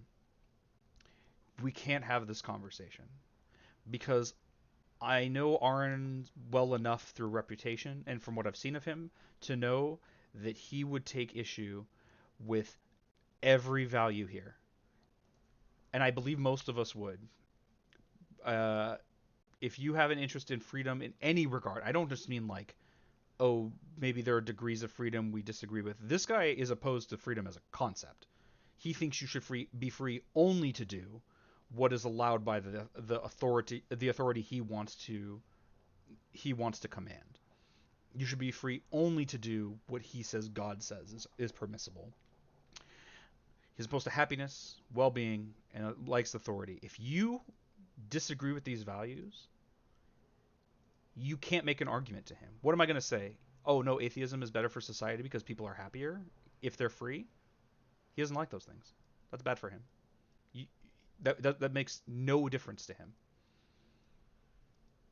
The only thing you could really do is to say it would be a better form of authority, but he's never going to listen to that because he's also an anti-intellectual. This didn't come up as much here, but the way he approaches things is that it is through the position through power and authority. I keep repeating myself, but these are the two things he cares the most about.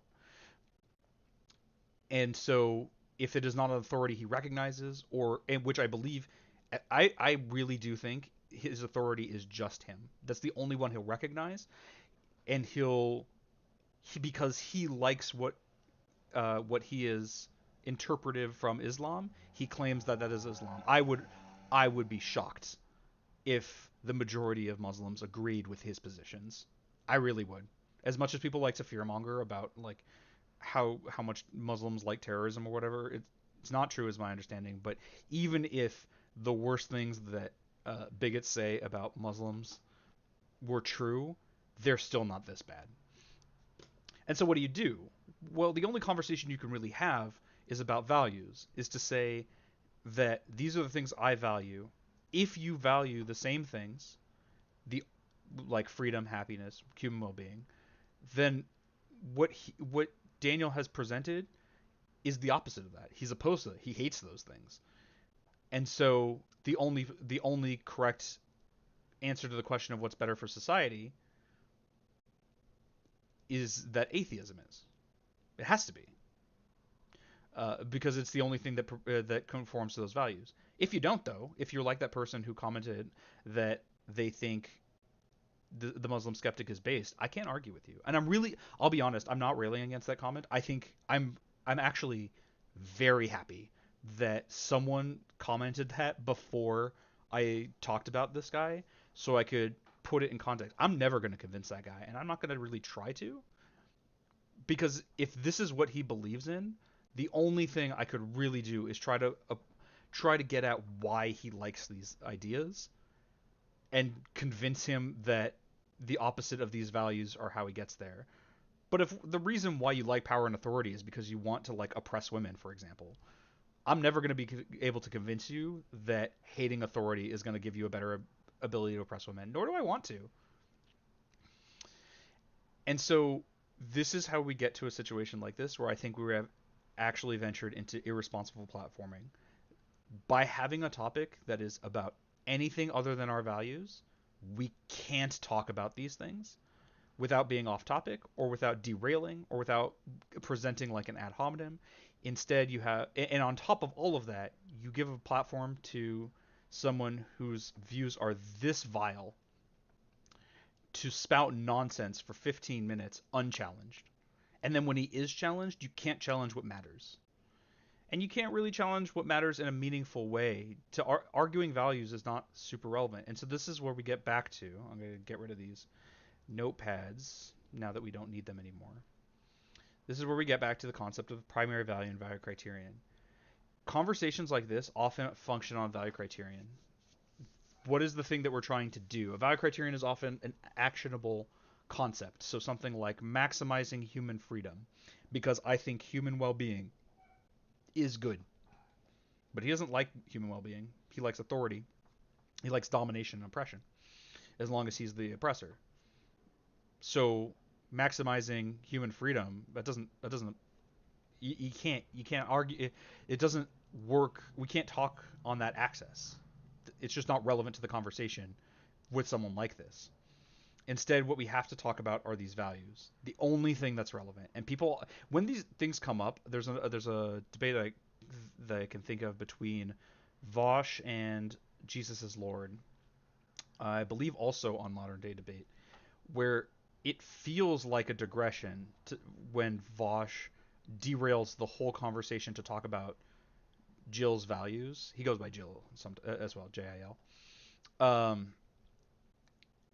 Because the context of the conversation makes it feel like that's a digression, but that's the only thing that matters in a conversation like that and a conversation like this. And maybe we can keep watching. I guess we can keep watching and see like what we get out of it. As I recall, Aron does not do a particularly good job, but I think that's because he can't. I don't think he's the right person for this debate, and I'm not sure that there is a right person for this matchup. And I hope I've made clear why and why it's important. This actually matters a lot to me, and it was the kind of thing that I wanted to talk about from the outset of my channel, even though that's not that long ago.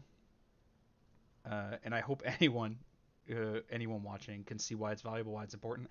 And I really hope that guy who commented about how the Muslim skeptic is based sees this and like takes that in. Maybe I do wonder how many people who would look at someone like the Muslim skeptic and think he's based really are okay and are comfortable with acknowledging that what they value is so odious, is so thoroughly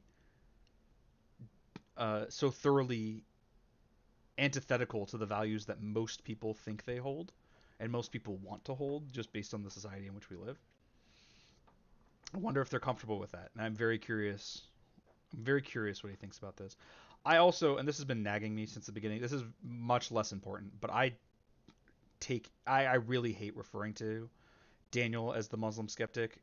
The word skeptic here is misappropriated. This is skeptic like the YouTube skeptics in 2016 were skeptics. They're not skeptical. They're not actually applying skepticism. They're calling themselves that so they can hide behind skepticism to question only the things they hate. I'm just going to call him Daniel H from here on, I guess, just because like there are enough Daniels where I'm not sure that just saying Daniel is enough, but I don't like.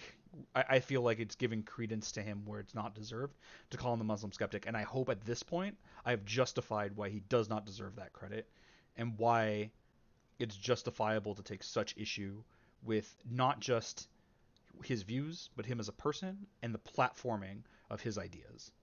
So let's let Aron talk, and we'll see how long we go with this. Maybe we'll watch the whole thing, but that is the majority of what I have to say about this, and I feel like, I mean, if you feel I haven't spoken on it enough, thanks for watching. I'm glad someone likes to hear me talk. That's all I got really. We're going to kick it over to Aron Ra for his opening as well. Oh, and last thing, because inevitably, if you're on the left and you rail against someone like this, people will say it. This is not offense. The issue isn't being offended. It's that his values are opposed to mine, in a very intrinsic way, the values he has, I think most people ought to agree, are disgusting. And it's not that I'm like mad he's talking. I think he does measurable harm to the world. The more those ideas spread, the worse it is for people. And as I mentioned, I value human well-being, and so if he is a harm to that, and I believe he is, because if these views propagate, that could only mean harm for people, then I have to be opposed to him. He's doing harm to the world. Thank you so much for being with us, Aron. The floor is all yours. Thank you, and thank you, Daniel, for. I thought we were going to be debating something of substance, but instead, Mr. Haqiqatjou, is that the correct pronunciation, has given us a dystopian fantasy of exceptional paranoia. I do really like this. Just screw it. Just go after the guy. Like, clearly he's delusional. I don't know what's up with Aron's mic. It's not picking him up nearly as well as Daniel H's was. But yeah, like, just dismiss. It is a good attempt, like, to do as much as you can to just dismiss this absolute batshittery and saying, like, what the fuck are you talking about, dude? This is a complete delusion, a paranoid fantasy, and it does not represent anything in the world nor the intentions of anyone, least of all his opponent. Painting an imaginary world with virtually no connection to reality, ignoring all of our humanity. If there was a God, we wouldn't have to worship it. No being worthy of worship would ever want to be worshipped. I understand why it feels important for an atheist to throw that in, of like the truth statement involved. I don't know that it's necessarily on topic, but it's significantly less off topic than what his opponent said, so like, whatever, we'll give it a pass. The question is, which is better for society, atheism or Islam? And the question should be whether we should make believe in any religion, but we're just going to pretend that those other religions don't exist. I know a lot of pastors in Texas would want to debate me. I disagree a little bit with the approach here from Aron. Let's assume he was debating a reasonable opponent, which he's not. But in the event that he was, I understand why it feels important to say that Islam is not the only alternative, right? It's not. There's also, we're just going to pretend, I guess, that there's no such thing as Christianity or Judaism or Hinduism or the millions of other religions I'm sure exist. Maybe not millions, but thousands certainly of other religions that exist. But it's not really relevant. You could talk about all sorts of things. Like, maybe you could ask what's better for society, feudalism or capitalism. Well, yeah, those are two options, but there are others, but these are the ones we're talking about, right? It's not. It's like a slight digression. I understand why it feels important, but it's not really. Atheism is better than Christianity. Again, ignoring all the other religions because they think there's a special. Another way to approach this. Sorry, I'll pause again. Another way to approach this is to reframe the question in your mind. Instead of asking what is best for society, Islam or atheism, maybe phrase it is, would Islam be preferable to secularism in society, or like would an Islamic state be preferable to? Well, I want to say a secular one in which, like the one in which we live, is like a kind of a default. Though the secularity of society varies definitely in place, but also it's a little questionable to the extent to which even America is truly secular. People, like, Christian values get touted constantly. Political candidates are not seen as valid unless it's like a requirement that they say God bless America. But why? This is a secular country, or at least it's supposed to be. So, but I don't know. It's a little off topic. Natural-born Texans, which I believe Mr. Haqiqatjou is politically confused. I've seen him say that the political left and right are both wings of the same cancer, as if it's possible for a society to exist without any politics at all. So this is a misunderstanding of what he's talking about and what his values are, and I hope I've laid the groundwork for that statement. To say that the left and right are both wings of the same cancer, that's because the right wing, as we conceive it, is way to the left of where this guy stands. He's maximally authoritarian. He wants a theocratic, authoritarian state. Even, I guess this was okay, this is still from this year. I guess more and more fascism is on the rise in the United States, and so maybe like the extremists of the extremists in that regard are in line uh, with Daniel H here. But for the most part, yeah, a neocon is way to the left of this guy, so he is going to see it as the same cancer in the same way that Nazis do. Uh, uh, oh, I forgot what the other part of And what he said that cancer, was as if relevant. it's possible for a society to exist without any politics at all. Oh, and as if it were possible for a society to exist without any politics, he does think it's possible because if everyone is under his boot, there is no politics, only his will, right? It's the maximum authoritarianism. Is there really politics in a world where you have only the autocrat with power? And no human collective is, any human collective is necessarily going to have politics. The larger the group, the greater the need for it. To agree on how to protect everyone's interests fairly, to cohabitate productively. Boom. We're already talking about to protect everyone's interest fairly, to cohabitate. These are values that Aron holds. I agree with them, but Daniel doesn't. And you're not, and you're talking past each other to try to appeal to these things. I understand you don't have much of a choice. I understand also that this is a prepared statement, but I think that this is where sometimes having a prepared statement gets in your way. You should have, like, maybe you should prepare more for who you're talking to specifically, because he is always like, I could have told you ahead of time. Like, if I seeing what I've seen of him, I could have told you ahead of time that he was going to go on an authoritarian screed. And if you find that your opening statement doesn't conform to what your opponent was talking about, which this seems not to, just don't read from it. You're way better off trying to make arguments, like just dumping your opening statement and making your first speech mostly a rebuttal, or only taking the positive arguments. Oh, actually, a great opportunity. We can talk about another concept. I got to fill in all of these to dos.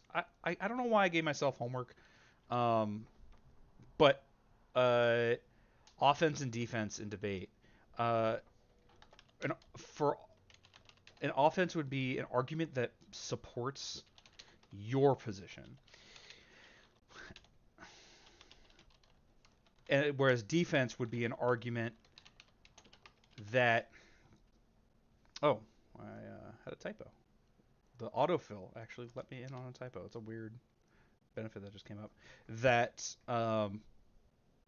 that attacks your opponent's position. Now, oftentimes this feels like the same thing. If you're tearing down your opponent, you're raising yourself up. But that's not exactly true.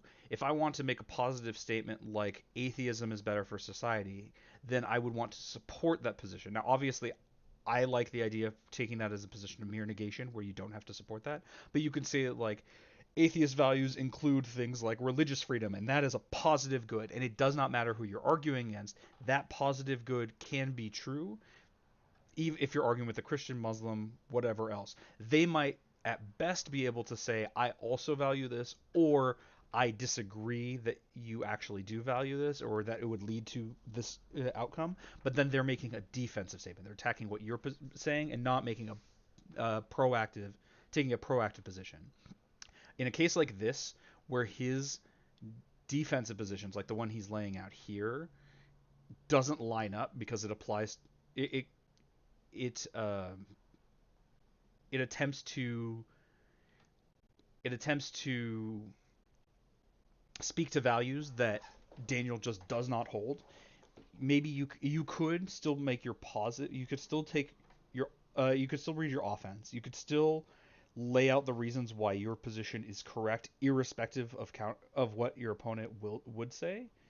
But then you also have to make. But then you also have I guess you still have the issues of the values. Maybe the only thing.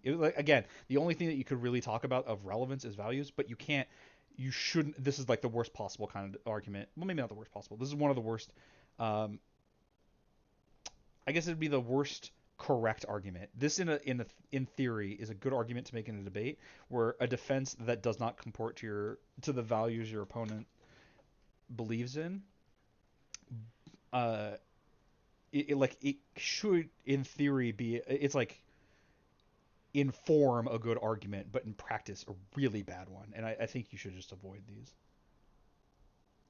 Has to be some expectation of conduct leading to an adherence of customs, norms, and ultimately laws. That requires politics. And in any collective, there will be those who advocate sharing resources to take care of everyone as contrasted with the others who are only interested in their own ambitions. And this is one way we can characterize the left versus right. But the more important issue, really especially in relevant. this debate, is the other axis, perpendicular to that, between authoritarian and libertarian. Okay, good. That oft ignored I feel like axis is the I know he's barely into a speech, but he already took too long getting here, and this should be the only thing he talks about from here on. I don't know that it is, and he's doing already a better job than I remembered. So maybe my characterization of his position was remembered poorly, but yeah, I think the focus on authoritarianism versus libertarianism should be the focus of Aron's position. Honestly, even to the point of ignoring the subject at hand, because it almost doesn't matter. If you agree with if you're an authoritarian, you're probably going to agree with Daniel, and if you're more libertarian, you're probably going to agree with Aron, and that's the only thing and that's something we should be making explicit and clear. one that matters most here, where whichever end you're on either allows you to do as you will or commands you to do as you're told. Haqiqatjou and I would have to argue from opposite ends of that scale because he is advocating for the imposition of a faith-based belief system with required beliefs and prohibited beliefs, whereas I am arguing for free thought. The word atheism simply means without theism, without a God belief. Put another way, it is simply not being fooled into believing unsupported assertions of impossible nonsense for no good reason. It's not a religion itself, nor even a belief, so much as a lack of either. I understand that some proponents of communism have tried to suppress or eliminate religion, but we also know that when Joseph Stalin tried that a century ago, he saw that it didn't work. So he switched tactics and employed the Russian Orthodox Church to promote communism for him through their community outreach. You can't demand that everyone be entirely rational, and to promote communism the way they did wasn't rational anyway. It was evil because it was authoritarian, the worst type of society that is, and that is exactly what Mr. Haqiqatjou is arguing for. I don't hate this. I wish it was a little more explicit. I guess it doesn't need to be, but he's making clear that the issue is authoritarianism. This is what Daniel wants. Haqiqatjou? Okay, Daniel Haqiqatjou, what Haqiqatjou wants. I'm going to try practicing it because I'm going to say it a lot, and I don't like calling him Muslim skeptic, as I've already gone over.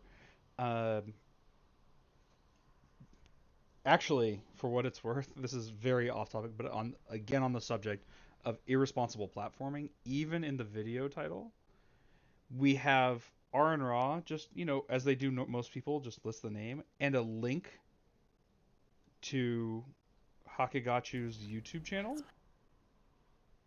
Why? Why are you supporting him like this? In a way, especially that you're not doing with Aron. What the hell are you doing? Because he's not offering the freedom to believe in Islam if you like. You already have that right. Instead, he wants to impose it upon you so that you have to believe that, so that you have to declare faith, and you have to talk to yourself 5 times a day, pretending as if...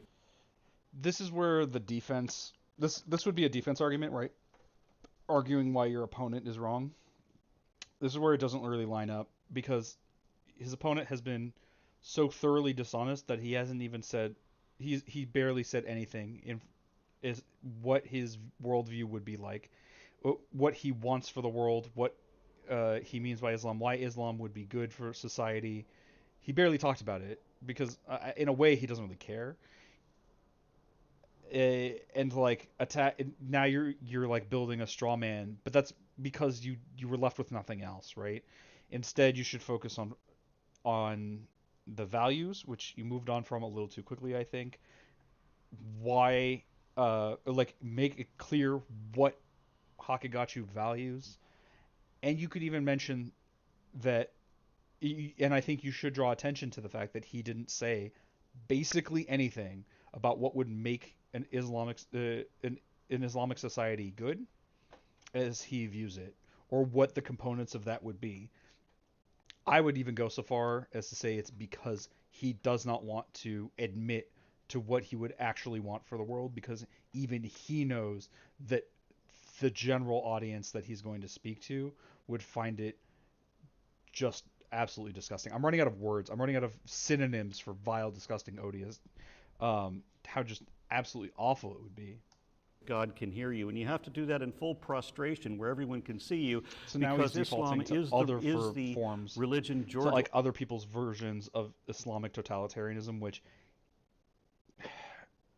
Haqiqatjou probably likes, but he can pretend not to. He can pretend that you're merely being Islamophobic and assuming things because he hasn't said anything about what he believes Orwell warned us or about. what he wants. Religion always was the imposition of authoritarianism that the Soviet Union once tried to be. But as the famous atheist Carl Sagan pointed out, arguments from authority are worthless. He also said that the suppression of It is a little funny to make that statement in the form of quoting someone. It appears to be like, well, it's true because Carl Sagan said it. No, it's not. But it is a little funny to be like, well, I know that arguments for authority are bad because this authority said so. It's not what he believes. It's just a shorthand as a reference to that concept. comfortable ideas may be common in religion or in politics, but it's not the path to knowledge, and there's no place for it in the endeavor of science. So what we would... There's another, like, Aron is saying that there's no place for it in the endeavor of... Oh, maybe that's still the Sagan quote, I'm not actually sure. But Daniel doesn't care about science. He just he went on for, like, 10 minutes about how technology bad. He's against seatbelts. Like... and I am going to mischaracterize his position about seatbelts in that way because, like, fuck that guy. If he wanted to be treated, if he wanted his position to be treated charitably, he should, well, do a lot of things, including not have such ridiculous positions, not misinterpret and misconstrue other people's positions. And so I have no qualms about putting his position as being anti-seatbelt. call an atheist society might as be, one by that the is way. largely or predominantly not religious. That only means that we have secularism, where social activities as well as legislation are not based on religion. I've often said that if you cite religion as your sole justification for any action or policy, then you still haven't given a reason for it. You need something more than faith. You need a real explanation. So that's true, but you should draw back to values. I think when talking with him, maybe the best way of going about it isn't to derail the conversation completely to values, and instead always return to the impact of values. That's another concept from debate. Maybe I'll put it on the list. The concept of impacts. Of every argument has a why this matters portion of it, and that's what the impact is. I'll fill this in later. Just give myself more homework to not do.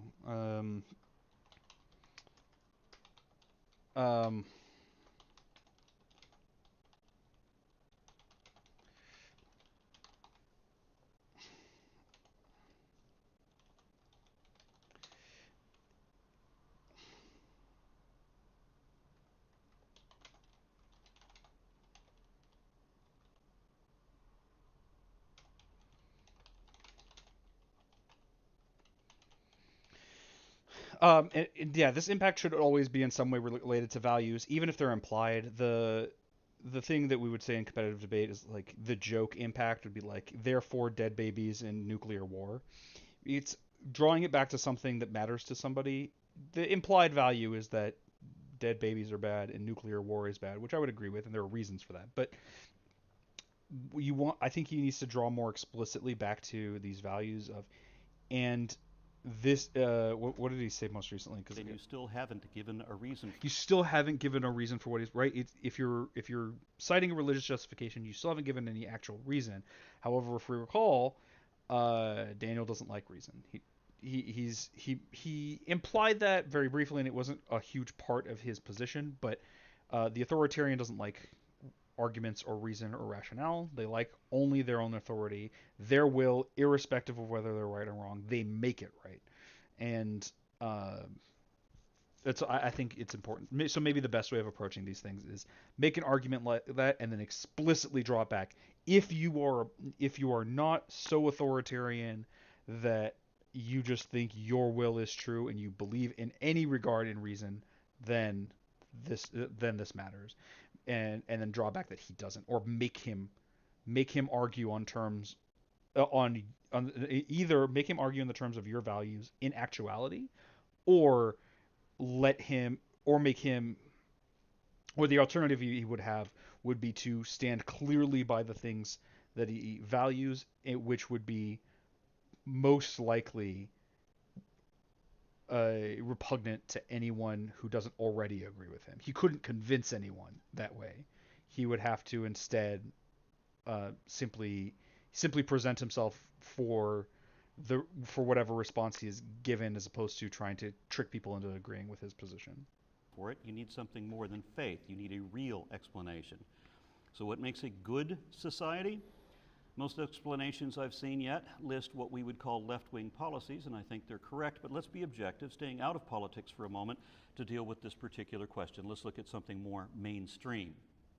Forbes magazine has a list of the top 10 best societies in the world, starting with Germany. Oh, this is the absolute worst. This is such a bad argument. Oh my god, I can't believe Aron does this. So I'll let him talk, and you can see what it is. But this is basically just, look, there are a lot of really shitty Muslim countries, and there are a lot of really good not Muslim countries, in particular more secular countries. Part of the problem is there are so many things that could have been built into that. Part of it, for example, a lot of these Muslim countries happen to be parts of the world that have been ravaged by colonialism, both historically and contemporarily, through like neocolonialism and economic colonialism. That they happen to be Muslim it might not be the reason why they're such terrible places to live. I don't think the authoritarianism obviously contributes negatively to it, but part of why it's not necessarily the Muslim culture created that, so much as the geopolitical circumstances and the historical circumstances that have led there. For example, there are a lot of countries where their leader, who got there in various ways, was removed by the United States, either through CIA or whatever, and then a dictator placed in instead. If I remember correctly, Korea, after the Korean War, like the United States installed a dictator. There are a few other ones, and it's like, well, is it the religion's fault that another power put in a dictator? No, not really. And I understand what he's trying to say, right? Like, look, if it were so much better, why aren't these places better? But there are other factors that contribute to this, and it's just an opportunity to look like you're being Islamophobic, possibly racist, because a lot of these places are also in the Middle East or Africa. Places that people have often taken racist positions about through the guise of other things, like, look how good the society is or whatever. It leaves you with the opportunity of coming across in that way. Doesn't actually make a good argument, and like gives you, it can leave you looking like you aren't considering anything but the thing you hate, which is religion or Islam. It's just not a good argument, even if you were debating someone in good faith, debating someone who was acting in good faith. I don't mean that Aron is arguing in bad faith. I mean that Haqiqatjou is actively arguing in bad faith, and he will absolutely misconstrue this. I mean, I've seen this, so I know it happens, but this is such a bad argument. Don't even make it if you can trust your interlocutor to be charitable and acting in good faith. Netherlands, UK, France, Japan, Australia, Canada, and South Korea. Contrary to what you may have heard from some self-deluded patriots out there, the USA is not number one. We haven't been for a long time, not since the encroachment of the religious right, which Barry Goldwater warned us about some 60 years ago. We have since fallen from the pinnacle position, but we're still at least in the top 10, if only just barely. We're number 9, just above Taiwan, which, like the US, also has laws and policies to protect freedom of thought, conscience, and religion, as well as freedom of expression, assembly, and association, something Islamic countries do not have. The US is just below South Korea. Their government maintains a better legal What's separation of church worse and state is he than goes we on have, for thanks to the so long impeachable about it, justices and making the it's majority just of a our bad now extreme, argument. no longer I Supreme don't know Court. why. But otherwise, they're like us in that despite that secular divide, South Korean politicians may personally advocate or endorse Christianity just like our politicians blindly do. Likewise, Australians may be irritated by a few religious legislators in their government, but the populace is protected by Section 116 of their Constitution, which keeps church and state separate. Because every time religion has ever had rule over law, the result has been a violation of human rights. The way to ruin any society is to make it theocratic. So again, we have an appeal to values that his opponent just does not like, a damage to human rights. He doesn't like human rights. He doesn't care about protecting people. He cares about power. And while I agree that making that appeal is good, again, make it explicit. Make it I care about the value that I think it is valuable. Human rights are important. If my opponent does, which he has made clear that he doesn't, he should agree with me. But I'm not phrasing it the best way. There would be a better way of putting it if I had time with it. But draw it back again clearly. Make the focus that he does not believe in these things. So when he tries to argue against it and pretends he does, he doesn't have that. He doesn't have that freedom to escape into pretending he values the same things. He doesn't, and he won't say it outright, but you have to make clear he doesn't care. Every one of the top 10 best repeatedly. societies in the world is considered secular. Even Germany, inasmuch as it is not founded on a specific religious ideology of its own. Oh yeah, and also considered secular is inviting you to be like, well, America is 70% Christian, and they have all these Christian fanatics and yada yada, etc. It's just one of those it's really hard to make the point, and even if you could, it's not a good one. And also because it does not identify as a particular religion to the exclusion of all others. The UK may have integrated church with state at its founding, but British society has since become one of the most secularized in the world. You could also, where irreligion is theoretically, prevalent. someone like Tariq Ramadan, I don't know that he would, but could say something like, well, these Islamic societies that are such terrible places to live are anti-Islam. They do not believe what I think. They believe things that I think Islam does not stand for, right? That its adherents are like this doesn't make it, that if, someone could take the stance that if they were being true to the faith, it would be like this. It's just not good on any regard. Meaning that atheists On account any for level, a significant it just portion of fails. the population, if not the majority, compared to devout practice of any other faith. France, too, once a very religious country until the Revolution, France now declares itself to be an indivisible, secular, democratic, and social republic, guaranteeing that all citizens, regardless of their origin, race, or religion, are treated as equals before the law and respecting of all religious beliefs. All good things. I'm going to take a pause here because I thought of something completely unrelated, but I think interesting. When we were talking about our primary values and things that we care about in a debate, these actually come up in debates where you might not think that they do. We might not be talking about something that seems moral. For example, in the conversation about whether trans women are women, we in the debate with Vosh and Dr. Bergarden, we even saw there was a difference of values. Dr. Bergarden seemed to be appealing to some concept of ontological, metaphysical truth to which the definition refers, and we should match as best as possible. Whereas Vosh was appealing to utility. The definition should conform to what provides the most utility for people. And part of why they were talking past each other is they weren't bridging that gap, the values gap. This is something that is going to come up a lot because it's a bit of a hobby horse of mine.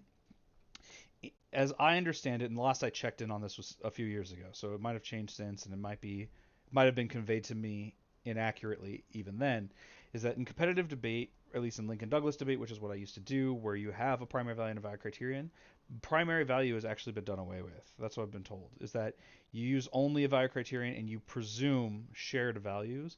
I can understand at the very least in the academic setting of how really do you get away from a difference of values, though sometimes values aren't in opposition to each other in the way that they are here. Not like I value freedom and I value authoritarianism. Those things are actively in opposition, but for definitions, maybe like scientific accuracy as opposed to utility, you could make arguments for, at least in theory, appealing to some other value as to why one is better than the other, or maybe why one is more effective as a paradigm. And apparently they've kind of gotten away from this and instead assumed shared values and use only a value criterion.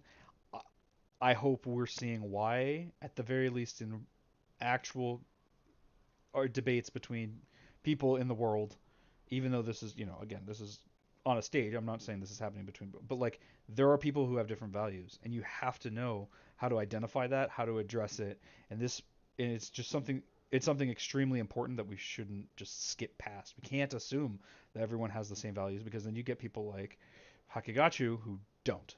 Things, but I've seen interviews where Mr. Haqiqatjou has objected to all of that. But as Forbes put it, of all factors that make a society great, two stand out: economic opportunity and quality of life, both of which require freedom, equality, and secularism. All of freedom, equality, and secularism. Three things that Haqiqatjou hates. Maybe you can, but this is the first instance in this debate. We're already 20 minutes in, and we've talked for 2 hours. Man, I talk a lot. This is the first instance where we get any sort of definition of what we're talking about. I think it should have been the obligation of both speakers, particularly, however, the one who spoke first, in this case Haqiqatjou, to define what do we mean by best. I think if he engaged with it honestly, Haqiqatjou might say something to the effect of best is like what best comports to. He might say, well, if he's being he would probably actually say something like comports to biological morality, whatever the fuck that's supposed to mean. But if he were being honest, it comports to Muslim morality, in which case it's circular, right? Yeah, Islam is going to conform to Islamic morality better than not Islam. But I think Aron took too long to get to this. What do we mean by best? And what are we using to determine that? And then you can make the discussion about values from there. Things have been so off the rails that even I forgot about a core aspect of this debate. But also, like, we're never actually going to talk about the subject. The subject isn't what matters here. Certainly not for Haqiqatjou, but also because he's here in a way, not for Aron. It doesn't actually matter. Of which my opponent is against. He is against everything that makes a society good. If society is defined, this is a little bit of like circularity. I tend to agree. It's kind of like an indirect. It's an indirect way of presupposing the audience's morals and values for them. That's not necessarily bad. Maybe that's a good idea. I wonder a little bit because, like, someone who disagrees, but if they already disagree, I don't know. If it can be called out in a way that would make Aron look bad, but I think it's reasonable to just start from the presupposition that this is what is good. These are the values that most people have and we should have. And if you want to argue with them, you have to take the stance that, like, no, human freedom and happiness is bad, which he does, and he would probably make arguments that sound like he's not just being an authoritarian dickhead, but yeah, no, I just can't help but wonder if there's, yeah, I don't know. It's just a really tough situation to be in. As an aggregate of people living together in a more or less ordered community, then we don't have to rely on Forbes. We could look at another list of the top 10 best countries to live in, because they're all looking at economic opportunity and quality of life in addition to national health care and other benefits of those societies. Since there is no final authority on which ones are best, I found 10 different lists from different sources. And he's still going on about these lists. The only thing that's relevant in this is what we mean by best. I'll share the links to all of them when I have the opportunity to do it's just such a bad I compared all 10 lists to make sure they were time different countries or in a different order to make sure that it wasn't just the same list being repeated. And I then made my own top 10 from them, from the ones that come up again and again. Haqiqatjou is real good at identifying For example, things Switzerland, Sweden, and Canada good appeared on 9 of the 10 lists, or at least sometimes followed by Germany, Australia, and Denmark with 8 out of 10. And being Norway was dishonest on 7 of in the 10. use use of them. Then 5 countries tied for the last 3 slots with 4 out of 10. They are Finland, Japan, New Zealand, the UK, and USA. So I'm not even sure if my own country is in the top 10 anymore. If any of these lists that I saw continued beyond the top 10, then you might see especially rich countries like the United Arab Emirates or Bahrain show up somewhere down someone's list. But not one Muslim country ever made it to anyone's top 10. Every nation in the compiled top 10 is a secular society, and so was every country in each of the lists that I compiled to get the top 10, with one exception. You can't demonstrate that it's because they're secular, or at the very least, they couldn't. Other factors don't contribute. It's just, yeah. I just wish you would stop talking about it. Well, some of these sources were travel And I know we bureaus or won't. financial I centers know we're or gonna talk about it a universities. lot. One of them was just some guy's YouTube travel channel, wherein he said that Singapore was quite a nice place, or would be, except for the fact that it is oppressively authoritarian. Authoritarianism means the enforcement or advocacy of strict obedience to authority at the expense of personal freedom. It took way too long to get here. This should have been, especially with how he started about the political compass axis of authoritarianism versus libertarianism, should have been here way sooner. Should have been way more explicit, or maybe not more explicit, but like probably should have talked more about how that's what Haqiqatjou is interested in, and how awful it is to like it for him to be it to have that value, and why it's bad for you, the listener. That nightmarish description is exactly what Haqiqatjou wants. He is actually arguing that a better society is one where the people are neither equal nor free, but who are instead subjugated to the despotic dictate and treated with prejudicial bias, just like prisoners or serfs in medieval times, or like slaves, because some Muslim countries I guess Aron is doing a still better have job slavery. than I remembered. Authoritarian regimes, Maybe it's in the back such and as forth, that's not every that great. theocracy ever, are bad for society almost by default. To prove that, let's also look at the list for the worst countries to live in, with the worst reputations, the most dangerous, and the lowest quality of life, or the least human rights. Muslim majority or Sharia countries show up all over those lists. There are only 3 secular countries that show up on any of them. Venezuela is technically secular because it doesn't have a state religion, but at the same time, practically everyone is Catholic, and you'll be treated as some kind of freak if you admit to being atheist.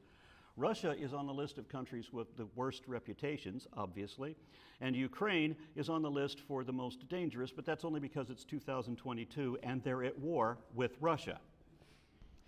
Otherwise, now let's look at Muslim majority countries on all these lists. Iraq, Iran, Pakistan, Saudi Arabia, Nigeria, Algeria, and Kazakhstan are all in the top 10 countries with the worst reputation.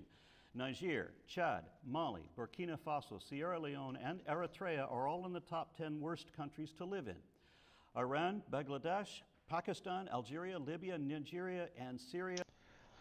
I guess in a way this could be a good argument if you focus exclusively on the authoritarian aspect, but remember this is in the context of Islam being better or worse for society. So it seems like, you could very easily say, okay, if these countries were exactly the same except the authoritarian wasn't Muslim, would they be better? It's like, well, no, not really. Okay, then what is this argument actually saying? And authoritarianism is what we should be talking about, but it doesn't look like that's what we're talking about. And of course, what we mean by better, it's just not going to land with someone like Haqiqatjou, right? He's going to, like, oh, people are more free in these secular countries. Well, all right, I don't give a shit about that. I think that makes them worse. It's actually bad that they have this freedom and happiness. They should instead be, follow these dictates that I purport, because I think they're just good because they're good. Are on the top 10 worst places to live. Afghanistan, Yemen, Syria, And I hate Iraq, arguing against Somalia, Aron in and this way, because Sudan even though I think it's are a all bad in the argument, top 10 most dangerous like, countries his to live in, position while is Pakistan, obviously Bangladesh, Lebanon, miles and Mali are in better the top 10 most than- dangerous countries to than visit. Daniel's. Then Afghanistan, Chad, Niger, Guinea, Yemen, Sierra Leone, and Liberia are all in the top 10 countries with the worst quality of life. So we've seen that the best countries are secular, all of them, and largely atheist, while the worst countries are religious, and the worst among them are Muslim, proving, I think, conclusively that atheism has the most positive effect on society, while religion in general is always bad, and Islam in particular is the worst thing for society. Thank you. I think he made that the connection to Islam very tenuously, and mostly in the way of these lists, which I think are just awful, but also um, more clarity what we mean by bad. They are bad for human well-being, not just like leave it. Because when you say bad, what you mean is for the values that I hold, they do not. This society would not conform to them, right? But if you like authoritarianism, then no, they're not bad. They're actually very good. And so you should make clear, not bad nebulously. They are bad for humans who like freedom, happiness, well-being. Very much for that opening, Aron. We're going to go into the 5-minute rebuttals. I have the clock set for you. Thanks very much, Daniel. The floor is all yours. So there's a lot of material there to respond to. Thank you, Aron, for that opening. First of all, I think you have Apparently, there's something wrong with his mic. I think it's improving the quality of his arguments. The less we can hear of them, the better. It has always imposed itself on people in an authoritarian, genocidal fashion. We can look at the spread of liberalism in He's Europe, just continental lying Europe, and making shit up for whatever you can hear. I don't care to turn him up because, like, fuck this guy. Like, I don't think his views need to be heard. I don't think that's a good thing. End of the 19th century or beginning of the 19th century forward throughout Europe, 7 million Europeans killed because they were opposed to Napoleon's new social reform and the imposition. Really weird to be like, yeah, they killed, like, Napoleon was the cause of these people's deaths. That's a slight against secularism? Napoleon wasn't secular. What the fuck are you talking about? Of these values of freedom, equality, and so forth. Look at Daniel, if you're able to just move your mic just a little bit higher. Sorry about that. For some reason, it's gone down just a bit. or look at when it comes to the history of colonialism in the Muslim world and elsewhere. Look at the history of the United States. Look at the bloody history. I don't think Aron should be letting him to go on like this. We're in open conversation. There should be more pushback. He's just gish galloping here. Murdered, genocided, for what reason? He's just laying out this cavalcade of lies that you couldn't possibly respond to. If you tried to, you know, you'd be.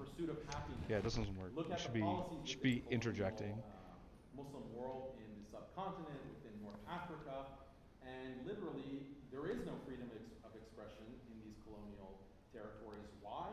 Because the colonial powers declare a state of emergency, and they say that no, we can't have the Muslims speaking out against the French power or the British power because that could cause rebellion. Therefore, if you insult the French colonizer, you insult the British colonial power, then you can be sentenced to death. You can even be killed on the spot. This is the actual history of liberalism, not the kind of hoax that you are propagating. Notice the conflation, atheism and liberalism. While I don't disagree that liberalism, even as an ideology itself, has caused a lot of harm in the world. And I say even as an ideology itself because obviously the things that Haqiqatjou calls liberalism are often not that. It's just, you know, the concept, liberalism is often typified with concept of democracy, which he doesn't like. He rails against this too. He has debates against it. So like, some of his examples I don't remember. I didn't pay much attention to. It doesn't matter if they're real or not. He is making a conflation here though between liberalism and atheism, and those aren't the same thing. Even if everything he said was true about liberalism, like, cool, that's not what we're talking about. And of course, these appeals are the things he just doesn't care about. And he's like outright said he doesn't care about, but he's pretending to appeal to our values. Liberalism has been always. And remember, I think it's good when you're listening to someone like this. Once you've figured out what he's actually trying to talk about, and he's made it clear, you can fill in what he won't say, which is, okay, you've listed like all these bad things. What's the point? Well, the point is the implied therefore we should have an Islamic society, and by that he means an Islamic totalitarian theocracy. And if you take it that far, when you say, and yeah, look at all these people died, therefore we should have authoritarianism and totalitarianism, under the guise of Islamic theocracy. I don't know if that follows, and it certainly doesn't. But he doesn't care. Authoritarian in this way, and we're experiencing it now. Now we're experiencing the kind of authoritarian policies from an executive power. Actually, I'm not like trying to bash Biden. Trump was doing the same thing, where people's movement is restricted. People cannot go from place to place, country to country, unless they meet certain standards set by the liberal powers. So it's a little weird for him to be railing against the concept, or like to be advocating for like freedom of movement. I think he's complaining about COVID restrictions because he's talking about the Biden administration, the Trump administration, not the concept of borders in their totality. This is one of the ways where people on the left are sometimes tricked into supporting far right wing authoritarians, because you'll say, "Oh yeah, you know what? I agree. Freedom of movement is something that's really important. Why should people be disallowed from going from one country to another without having a visa or a passport? And yet, why is that criminalized unless you jump through these hoops?" That's not what he's talking about. And he doesn't. I don't know how much he actually cares. It's a little weird to me that he's even. I don't know what this. Like it. I don't think he cares that much about it, but like I can't think of a reason why he wouldn't either. It's really weird. But back on topic, he's not complaining. He's not saying we should have open borders. He's complaining that he has to have been vaccinated to get on an airplane so that he doesn't cause or like cause a bunch of people to get this deadly disease. Which isn't. I don't even know if that might be a policy that airlines have to do this, or it might be just something that airlines do. I'm not actually sure. You cannot move freely unless you have a passport that checks off, okay, have you had these tests done? Have you had these vaccinations? Yeah, okay, see, here it is. It's not the problem with passports, it's the problem with vaccination. It's a thing I don't want to do. A rule is being applied to me, and I don't want it to apply to me. Who was it? I think it was Sean, a really good YouTuber, who, I mean, if you know me, you know him because he's much, much larger. But has a video where like he makes clear a kind of a tenet on the right is that, and I think this is kind of derivative of an authoritarian mindset, is that there are rules. There should be a group of people for whom the rules do not apply, but they do protect, and the group of people for whom the rules do not protect, but should apply. So the thing he's upset about here is that he has to conform to rules. That's why he's mad about it. I have a relative like this who thought it was worse for a freeway to be shut down with notice ahead of time for a few hours because of a presidential visit. I think Obama was coming through. It was worse for that to happen than for Trump to have protesters beaten in D.C. because he wanted to walk across the street and do a photo op. And the reason why is because the former affected her. That's the only thing that matters, and that's what's happening here. This isn't an actual complaint about freedom. It is that he is being made subject to the laws that everyone else is, when he should be the one making everyone else subject to his law. Amount of imposition. Nah, don't fix his mic. Just remove his mic. We don't need it. So I mean, we can talk more about that. How liberalism has been the most authoritarian force of the past 250 years. The other point that you really emphasized was that whenever we look at top 10 lists of best places to live, they all happen to be secular countries. Well, obviously, if you have a liberal standard for what counts as the best place. So first of all, he's right in that regard. If you are using values that he doesn't believe in, then yeah, that's going to be true. This is what the debate should. This is what's underlying the debate. This is the value stuff that I was talking about. If you believe that freedom and human happiness is good, then yeah, sure. And he gets to dismiss it because we haven't made the debate exclusively about the subject of values. But then he's going to go on to Another reason why this argument was bad to make. So in a way he's right, but he's wrong, right? Like the values that he holds and that are which would justify disregarding these considerations are bad and should be rejected on their own. Did I not restart it?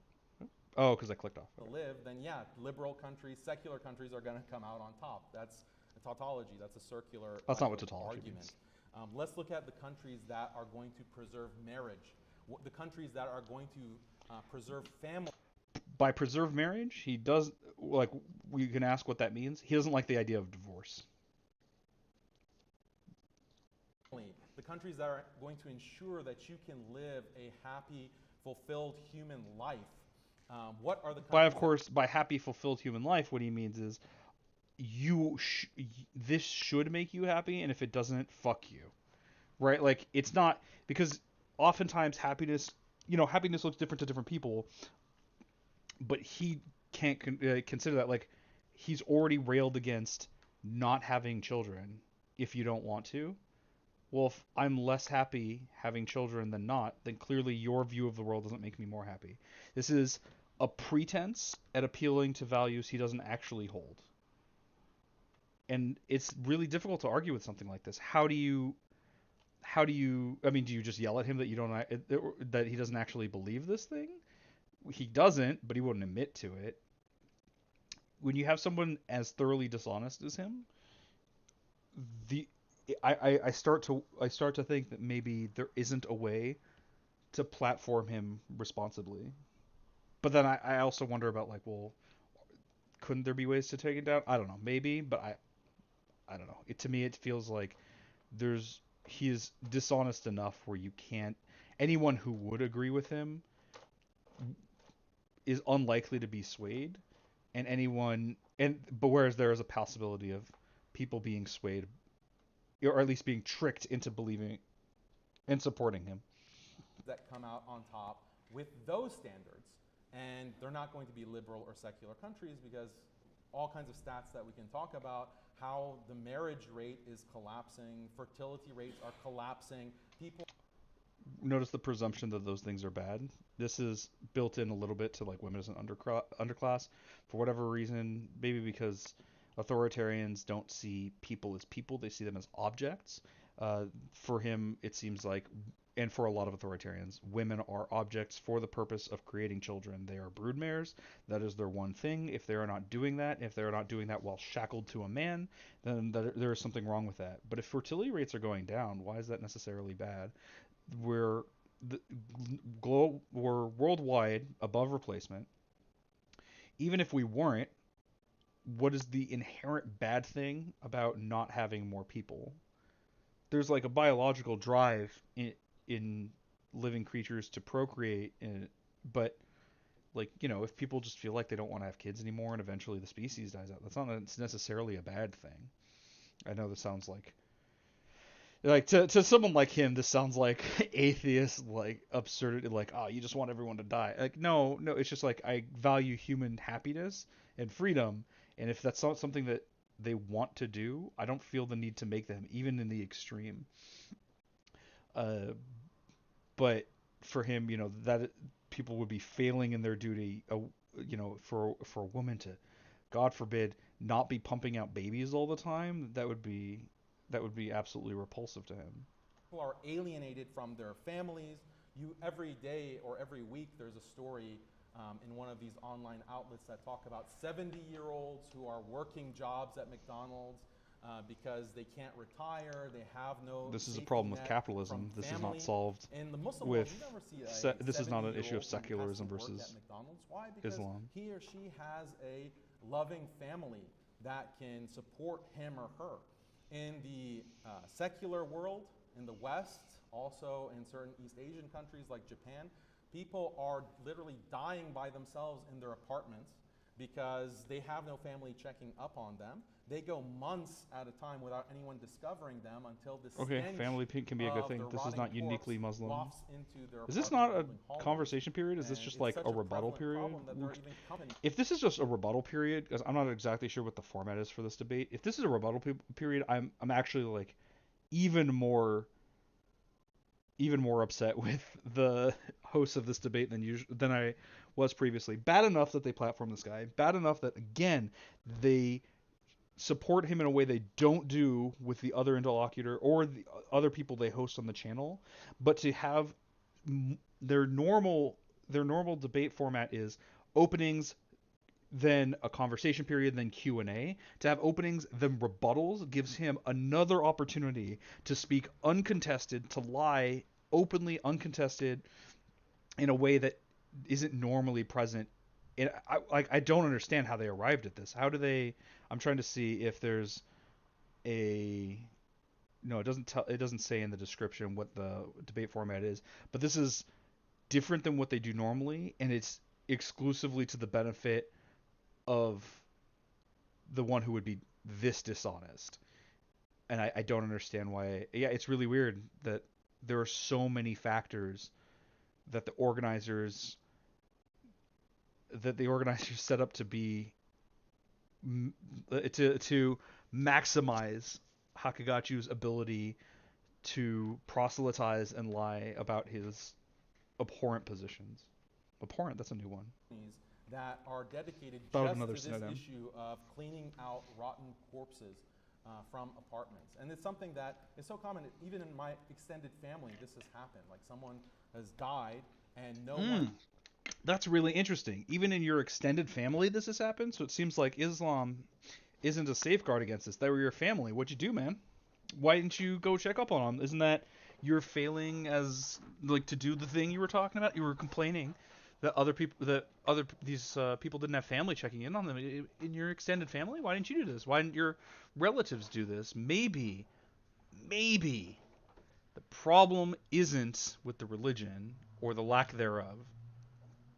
One knew about it because, well, the family is pretty secular and no one is checking up. And you said the family is pretty secular. It's your family too. State that people have to look forward to in their. Also, I don't believe that he's being honest about the circumstances. People like this often will omit details that. Actually, I'll give you an extra 30 seconds. We'll omit relevant details that would demonstrate why they're wrong. My part. Go ahead. Another 30 seconds. Yeah, so that's basically what I wanted to respond to, is that we have to define what makes life valuable. And you're saying that freedom, equality, liberty, these are values. I never said that those are bad values. I just think that there's a balance that is needed. You need a balance between liberty and equality, these freedom of choice, autonomy. I never said that those should be rejected out of hand. Those are good things. They just need to be balanced with other things that preserve other values that all human beings universally find valuable: marriage, family, community, so forth. We'll kick it over to Aron. Yeah, as I've said before, like many natural-born Texans, Mr. Haqiqatjou is politically confused. He conflates liberals with leftists, which I see common and left. He also conflates the right wing with liberals, citing the evils of American expansion and other things that could not possibly be blamed on liberalism. I don't think he understands what a political compass looks like. If you look toward the middle, that's where the liberal is. He blames left-leaning liberals for what the conservative right did, including the war on terror. Well, so there's a bit of a conflation here. It's kind of hard to identify when people are using words differently, but it's really important to keep an eye on it. What do we mean by liberal here? I think a lot of times in political discussions in the United States, when people mean liberal, they mean left of center, or they mean Democrat, or they mean not conservative. It's a little hazy because I just referenced actually 3 different places on the political compass chart, and where center is varies a lot. You have to remember also that liberalism as an ideology is not synonymous with what we call liberals today. Liberalism as an ideology established by Enlightenment era thinkers, people like John Locke and Rawls and I think even Hobbes, Rousseau. A lot of these thinkers came and like combined developed the idea of liberalism, which is typified by democracy in government, individual freedoms, and capitalist economies. You can argue about the extent to which it lives up to it. It's not the point. To that end, most conservatives are liberals. I'll denote the difference between them as big L liberals as opposed to little l. Like, big L liberalism would be concordance with that idea. Tradcons and left are all, and left as far as American mainstream politics, are generally liberals. Even like democratic socialists are generally liberal in their ideology. Um, that, I think, is what Haqiqatjou is railing against. He doesn't like the idea of liberalism, in part because democracy is very antithetical to the kind of things he likes. So Aron is like got caught up in the trap a little bit here. This happens with people constantly, uh, in everyday conversations as well. Just pay attention to how people use words, what they mean by these things. Sometimes it's not super obvious. You'd have to do a little bit of, well, I think you can dissect his opening speech enough to get to come to this conclusion, but you'd have to also look to how he talks about liberalism in other contexts. He's had a lot of debates on this channel, and among them is our debates against liberalism, and by that it's pretty clear he means big L liberalism. So to be like, well, conservatives are the same. Are you conflating liberals and conservatives? No, no, no. I mean, yes, but accurately, and it's like you're getting caught up with the wrong thing. That's not how he's using the word. Attempted Muslim ban and profiling of immigrants, all of which were led by Republican neocons on the conservative right, where he is politically. He blames liberals for that, even though liberals were in fact defending the rights of Muslims and other immigrants and those of other faiths under the First Amendment, to which Haqiqatjou is opposed, like Christian conservatives This are is like too. almost good. Which I think is funny, that atheists and other secularists are the best defenders of religious freedom, but devout religious believers don't want anyone to have such freedoms. Contrary to the Constitution, religious right conservatives want to establish theirs as the state religion, and they want to prohibit the free exercise of any other faith, because the religious right of any religion don't want democratic republic such as we enjoy in this country. Instead, they want a government. They don't want a government of we the people. They want to impose their make-believe onto everyone else, along with what they call values, which is really just bigotry. And bigotry is an obstinate or unreasonable attachment to a belief, opinion, or faction, in particular prejudice against a person or people based on the basis of their membership to a particular group. We've already seen Christian nationalists announcing that they don't want atheists or Muslims in this country. Okay, so now we're getting a little bit into the weeds, and I think the majority of what we're going to get out of this, we've already gotten out of this. I also, to be honest, do kind of want to cut it here. I'm getting a little worn out, but also have some things I need to take care of after this, and it doesn't seem like we're getting much of value here. I hope it's been clear why, like, what's important in this debate, and that most of that happened in the first 20 minutes. It's important to pay attention to the values of the people you're arguing with. And this is why someone like him is so abhorrent, since I remembered that synonym. I really hope the person who commented that he's based is watching. I really appreciate knowing that people like that are watching and like can see. Like, I don't know if I've changed your mind or anything. I mean, you can. I would love to hear back from you, to be honest. Honestly, if you wanted to like come on and chat, that'd be cool too. I'd be interested in talking with you about it. But I think you can see why I take issue with him, why, like, there's no world where I could call him based, and what you would have to believe to do so is maybe something you wouldn't want to admit to. And we see also some of the traps that can be laid, how it's difficult to have an argument with someone like this. So we're just gonna leave it here. I want to get to the other stuff I have to take care of.